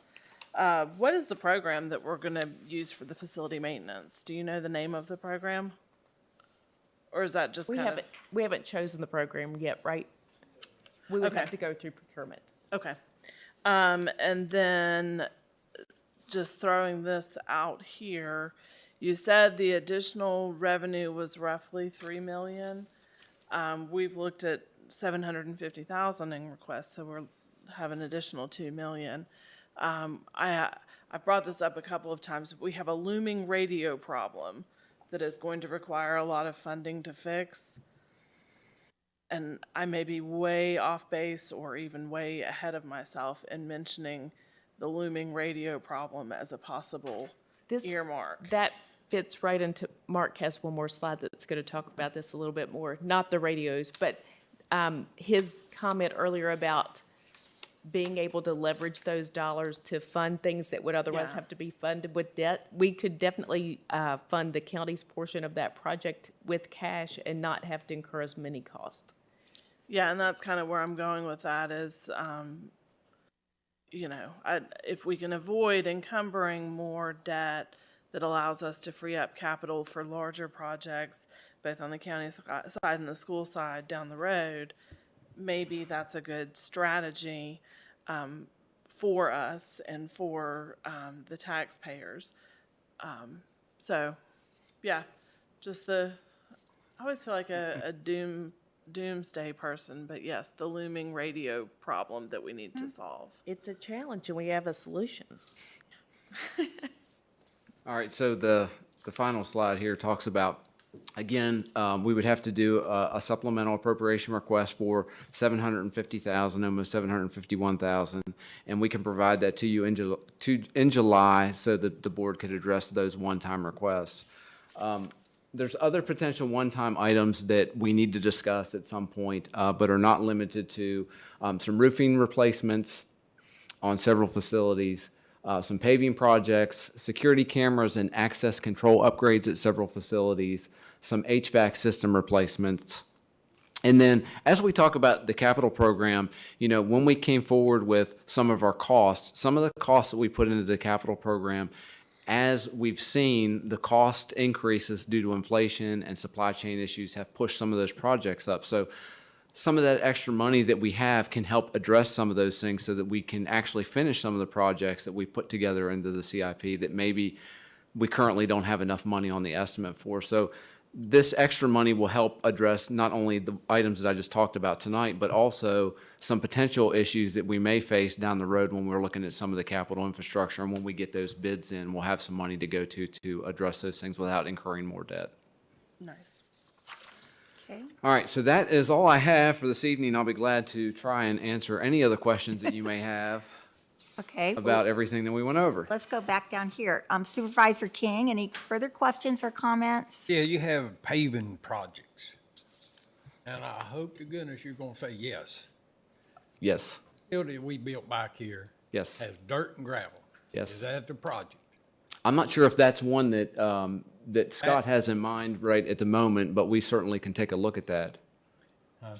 That needs to be up front. We built that facility down there. We didn't have the money to do it to start with. We need to finish it. We'll get a cost and bring that to you. We can look at that, definitely, because we've spoken about that before. That's something we can definitely look at and bring forward. I mean, that is something that they deserve to have it finished. It should have been done when we built the building, but we didn't have the money. But now we got the money. Okay. Thank you. Supervisor Kitts? Yeah, I don't have anything. Okay. Supervisor Bone? It would be great to have these one-time money requests sort of as an appendix or something for our budget so that we know it's not included in the budget, or maybe a different, whole different little booklet, so that we can kind of have them in the back of our minds, because we always have more one-time money. That's a good problem to have. We always have more one-time money, but We can do that. And this is new, that we haven't really done this approach in previous years about systematically pulling out all the one-time things. Sometimes we've included them in the budget. Yeah. And this year I did that was really purposefully great take that them you out. did But that. that makes a lot of sense to include it where you can see it and be aware of what it is. Mm-hmm. It doesn't mean it's an all-inclusive list. There might be some things that would come up later, but it would definitely tie into the budget more effectively. Mark and I talked about that a little bit earlier today. And I really do appreciate the clarification in answering my earlier questions about, the tax increase purely was for ongoing revenue and not any one-time or very limited one-time expenses. But specifically for the fire and rescue, not that I want to dig it back out, but because that's been over the recent years, it's been proposed, to be one cost, and it keeps increasing. It'd be great to have this is our original estimate, this is reality. and this extra $500,000 was not part of an original Well, in the very expectation. beginning, we didn't know we were going to have paid But EMS we've in two had, different like, areas. I don't want to say 5 presentations, but at least Oh, 3 you might presentations have. along the way that have started to, gel. This is how much we've invested. This is what we think it's going to continue to cost. And, oh, this year it's another million, whatever, just to have it all in front of us and know that these are being pulled forward because of this ambulance is being pulled forward because of the supply chain issues and stuff like that, and the calls, The calls. just It's having it because of the all together calls. because it is just a unit, so that would be We will, helpful. I think that's a challenge when, anytime that you start a brand-new initiative like this and it changes as the scope has changed over the recent months. It's not even been Right. 3 years. I think that's a challenge, and we've tried to keep you informed. And I think we've talked about both ambulances with the board in the past, but not exactly what the timing was going to be because we didn't know how many calls we were going to run. Now we have some history, so we'll definitely try to keep doing that. And I guess my point is that we've had separate presentations, and then that's in our budget, right? And this is in this presentation, but we don't have it in context to the other presentations that we've had. I see. That's kind of what I'm trying to, so that we're not surprised ever, Well, we know it's out there. It's almost like what you're saying is you want sort of a strategic plan of how this is going to be paid for over time. That too, and timing. And Yeah, stuff like because that. it's such a big expense, just like with the radios that Yeah. Supervisor DeMott's brought up. And You we know- will be developing a replacement schedule, Right. whatever that looks like for our EMS people and fire, rescue, all that. Well, and it reminds me of the regional jail, that situation where we sort of know that each year we're going to have to pay a certain amount of money now. That's happened, so you plan that in the budget, so. Right, and we Yeah. do need to look at how that impacts across the county, Yeah, how we I need to think I take see care what, of it. yeah. Thank you. Good point. Okay, Supervisor Kitts. So I just want to come back, please don't use the word extra money anymore, because it just everybody in the world goes extra, and then everybody goes, ha. So, wording. But I do think we We said. improved the wording, Please, oh, please. didn't we, Mark? So you need to be better than extra. But I do think I agree with a couple things in here, but because we knew we have potential one-times coming up, and we've talked about some of them going forward. And if, I would like to remind the board too, that we told you during the budget process that our revenue is going to come in above the estimate too, so we're going to have some more. We'll be Yeah, I know. back. But if we have a list in advance, say these are our one-time things, and I know Right. the radio stuff come up. So it's not okay, we're gonna do this one time, because she's right, we one time here, one time here, one time here as we go through the year. But if we had a consolidated list to be able to look at and go, okay, these are the one times, these are in the priority that we think they need to be in. If we do have additional revenue sources come in, that we have the ability to be able to fund this, and this, and this is the priority in which we're gonna do it. Which is what we try to do in the CIP, and these aren't quite things that would Yeah. necessarily make it in, but we should develop that as part of a 5-year plan. Don't ever say extra. Ever. I'm sorry? Don't ever say extra, ever. Just. All right, Supervisor DeMott. Questions or comments? No. Okay, and Supervisor Rafsky. I think I got the answer to one of these, but in terms of an internal, rubric or prioritization for these one-time requests, I think matched up with Supervisor Bones' suggestion of something that kind of outlines, hey, these are the one-time requests that have been put forth, things like that. My only other comment or question is, does the county currently have, or have you ever considered, as opposed to buying certain assets like copiers, like software licenses, doing leases, equipment leases or software leases, things Our like that? software, we basically do lease, even our big products like our financial software, it's an annual maintenance that basically it's a large dollar amount.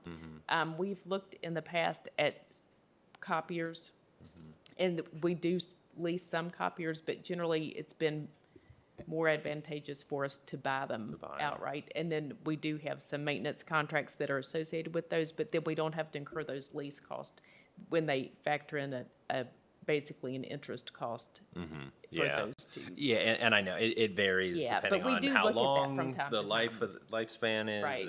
and things like that. I'll give you an example on that 19,000 because I looked at that one specifically. If we were to lease it, it would cost us more than $45,000 over the same time period, and we wouldn't have that equipment because at the end of the time period, the useful life is about 5 years on those copiers, and it would cost us more than $45,000 over that time period. Okay.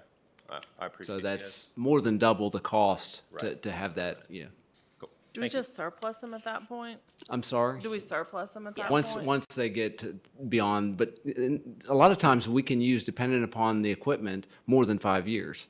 It just depends on how it can be supported.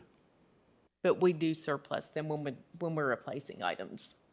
Or maybe rotate them. I can imagine the Commonwealth's Attorney Office has a pretty high demand. Right. But maybe other departments would have a much And lower repurpose demand. them and cycle them through, that's Yeah. right. Vice Chair Fitchikowski, anything you'd like to add or ask? Yeah, I feel very uncomfortable about this whole thing. All those things on that list are things that if we didn't have this money, we would budget them somewhere in some year. And now we got this money, and we will never run out of things to spend it on. Never. It's impossible.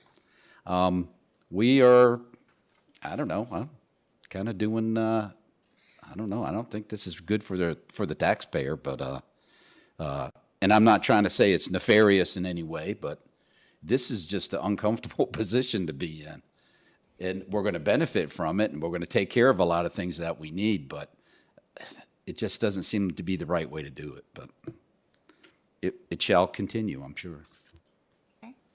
I would just like to state that I'm really glad that you brought the information forward, because not only does it help us as a board, but also helps citizens that, might watch the meeting or whatever to understand more of the needs and where the money's going. So thank you for that. Anything else? Yes, Supervisor Boone. So, the CIP does not include like roofs and things like that on that last slide, is that correct? That's correct. So if you look in our county capital program, and it's like the last section of the budget, we include $750,000 annually for capital maintenance for infrastructure improvements such as Part of our roof. ongoing Yes. revenue, yeah. That's correct. But to be honest with you, I don't think $750,000 is enough considering how much assets we have and the new stuff that we're adding. So I'm currently looking at trying to figure out how much do we need to have on an annual basis to maintain our infrastructure. Yeah, that would be very helpful. And, I know that the schools have done inventories and inventories. I'm sure we have too, of all of the, do you call these capital needs? HVAC, paving? I mean. those- Absolutely. Anything that costs, HVAC I get, but paving? yeah, anything that has a useful life of 5 years or more and costs over a certain dollar amount can be classified as capital. And the county uses $50,000 as a threshold for that.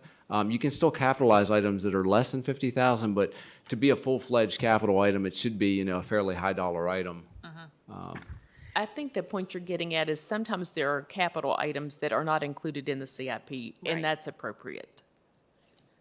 That it is appropriate to have capital items that don't necessarily get included in the CIP.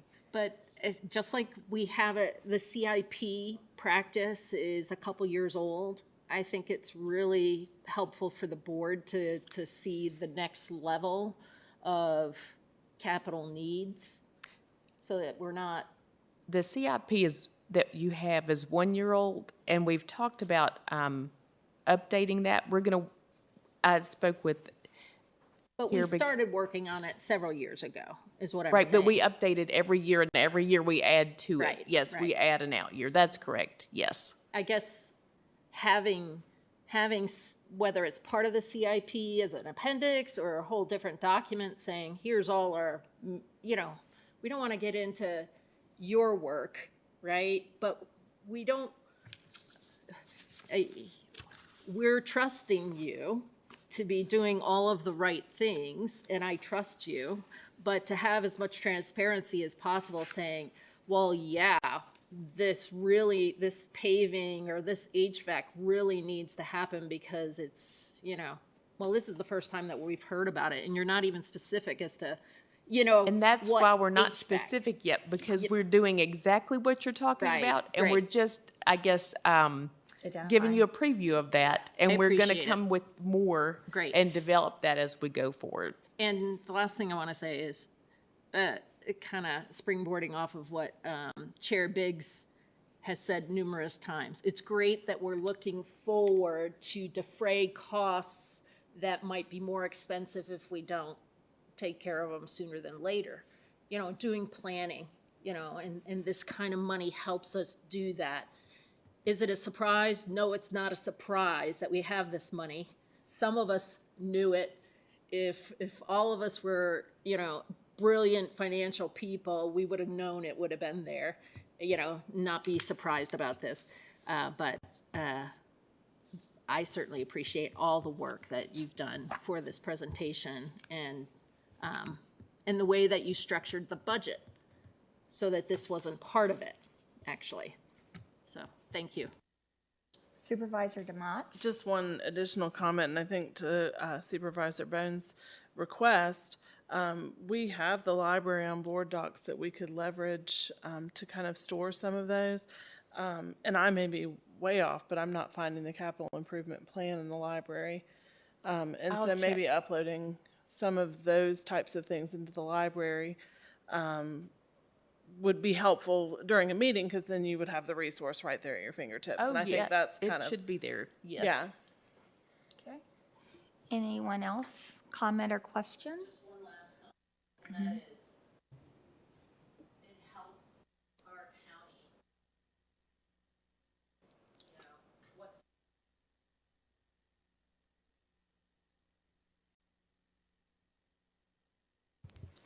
Anything else? Okay, motion to come out of work session? Second? Second. Roll call, please.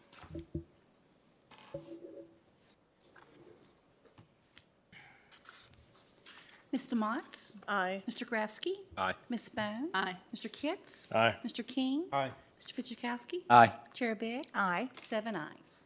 Okay, so next on our agenda, we have items of consent. Motion to approve? Second? Okay, any discussion? Roll call, please. Mr. Grafsky? Aye. Ms. Bone? Aye. Mr. Kitts?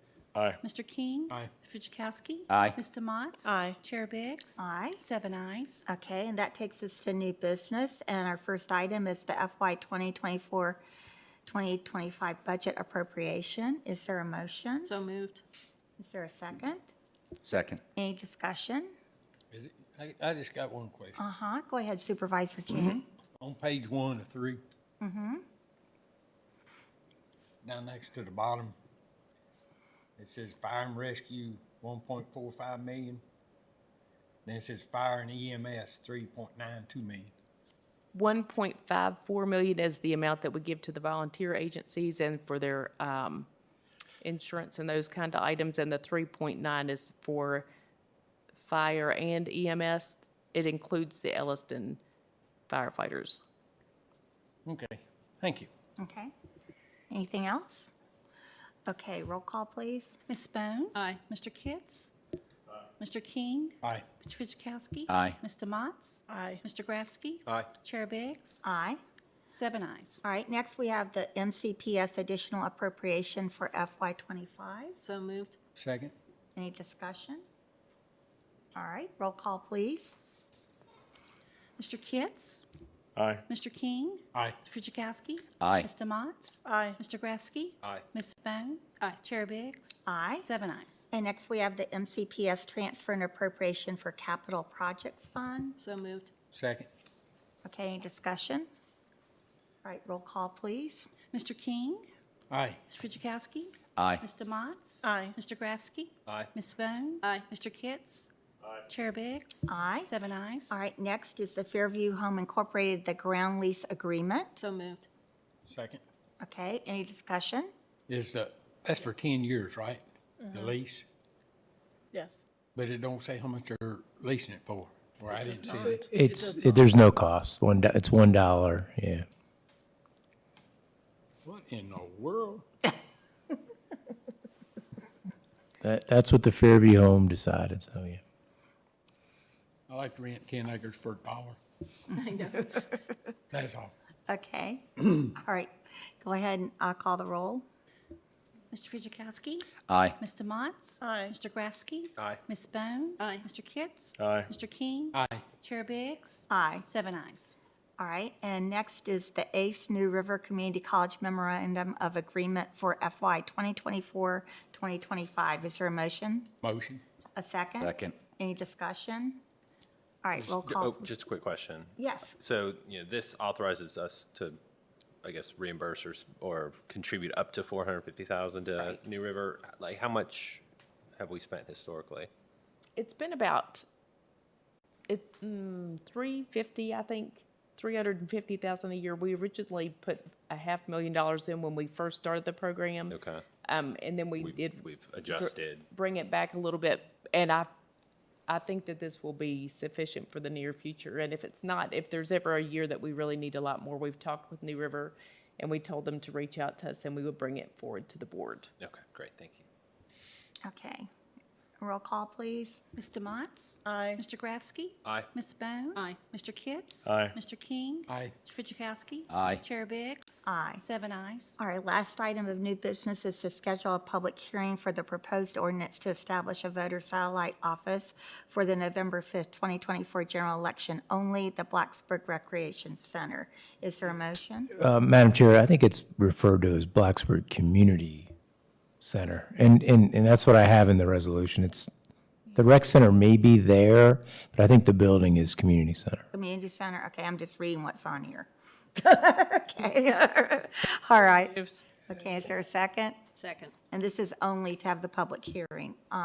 Roll call, please. Mr. Grafsky? Aye. Ms. Bone? Aye. Mr. Kitts? Aye. Mr. King? Aye. Fitchukowski? Aye. Mr. Motts? Aye. Chair Biggs? Aye. 7 ayes. All right, leads us to reports. County Attorney? I have no report, thanks. Oh, shoot. Okay, County Administrator? I have a report. You may notice as you come through the building in the near future, we're going to start the replacement of the skylights, which is one of the items that we've talked about similar.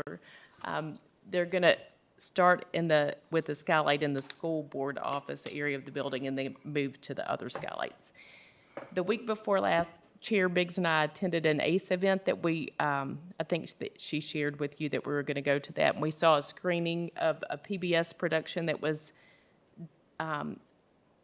produced related to the ACE program, and it talked about the uniqueness of that program. One of the things that's special about the ACE program, while other localities do help their students and residents of their communities go to community college and fund that for them, this is unique that we have the volunteer aspect, and there's a lot of discussion in the video about the impact that has on the students and how giving back to their community really means a lot to them and to the community as well. So it's a pretty cool video. I'm going to see if I can find a link and send that to you all so you can watch it. We also attended the Volunteer Montgomery celebration. That was a recognition for the years of service for the Volunteer Montgomery folks who had previously been in RSVP. Chair Biggs and I and several staff members attended that last week as well. I guess that was the week before last. Last week I went to the VLGMA conference, and I appreciate you giving me the opportunity to do that and to spend some time with my colleagues and listen to some of the presentations they had. I'm going to share more with you about that in the future, but the theme of the conference was resiliency in communities, and they talked a lot about how in order for a community to be resilient and to respond well when a crisis occurs, you have to plan for that. You have to be resilient before that happens. So I have some things I want to share with you going forward. We started advertising for the paid firefighter positions.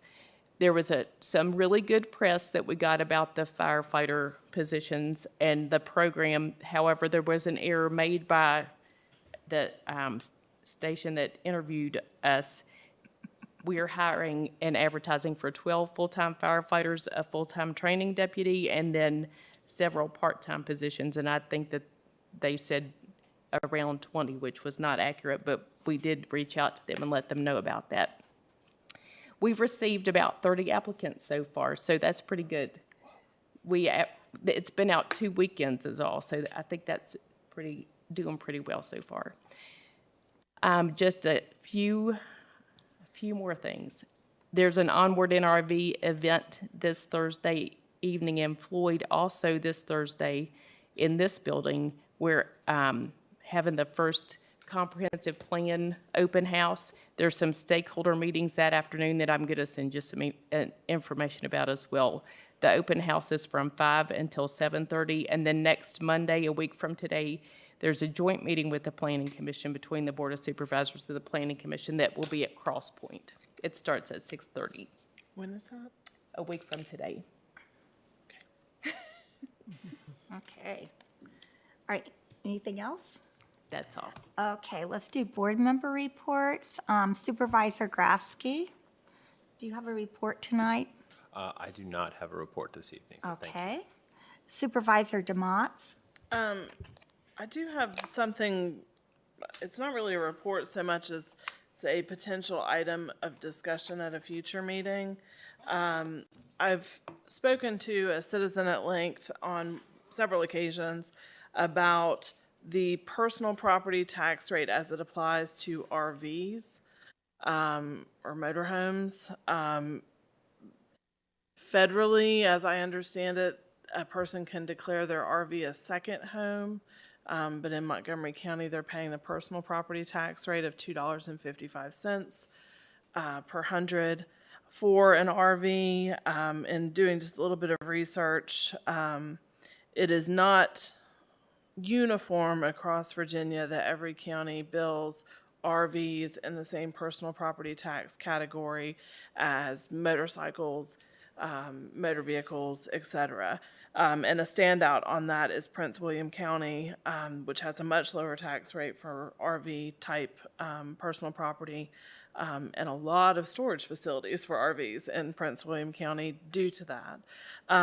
So I'm wondering if there might be an appetite to, on a work session, have a short discussion about our strategy for personal property tax, and if we wanted to look at charging a different rate for RVs.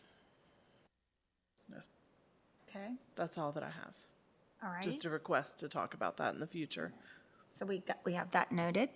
Okay, and Supervisor Bone? No report, thank you. Okay. Supervisor Kids? So I've had the opportunity to travel to Reiner Rescue and Reiner Fire this last week, have a chance to sit down with the volunteers, hear what they have to say so we can get input. Biggest thing we've talked about is training. I believe Michael's got a good plan going forward, but I'm coming to every department. I'm coming. Hopefully you invite me, but if not, I'm going to show up because I need to be able to talk to everybody and be able to talk to all the volunteers and let them know that we're here to augment. Nobody's replacing anything, and we're here to support them and to make sure that it's one team, one fight kind of thing. And I got that from Reiner, and they were very, very appreciative in both departments and both sides that me and Michael came down there. Got to hear some good things, some good ideas, some good things that we didn't think about. Reiner Rescue talked about, should we push more for volunteers to be able to help them? It's something I want to be able to talk about with all the supervisors here coming up is, can we augment and help them from a county platform to be able to help the volunteers for the fire and rescue to be able to bring in more volunteers?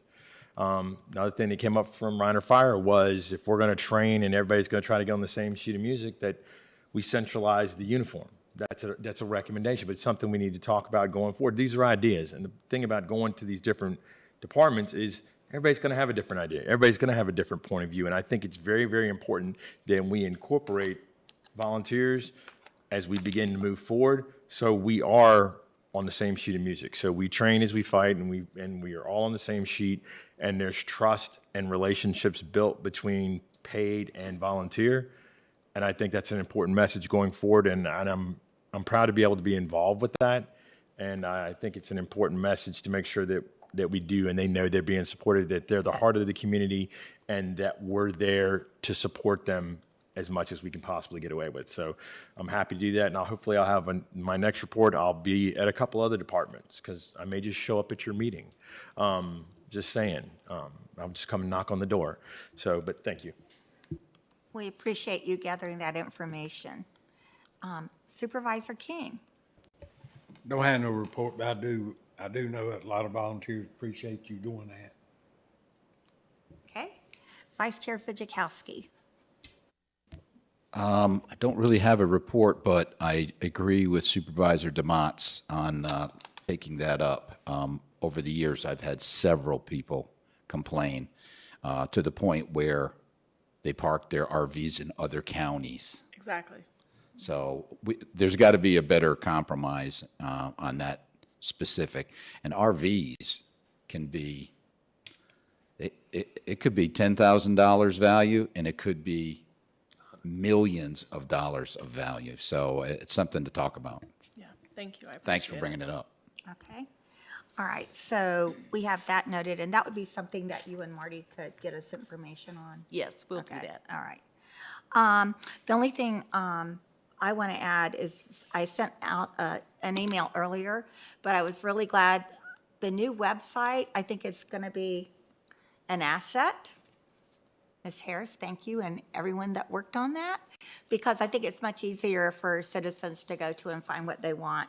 The only other thing I want to add is if you didn't see the article about the homeless students in Montgomery County, it's a really good article that was in the newspaper today, and it's something that we have mentioned a few times, over the years, but this article really hit home with the number and what the school system does. And so that's all I have. Anything else for the cause? Then we are adjourned. Thank you. Oh, they do.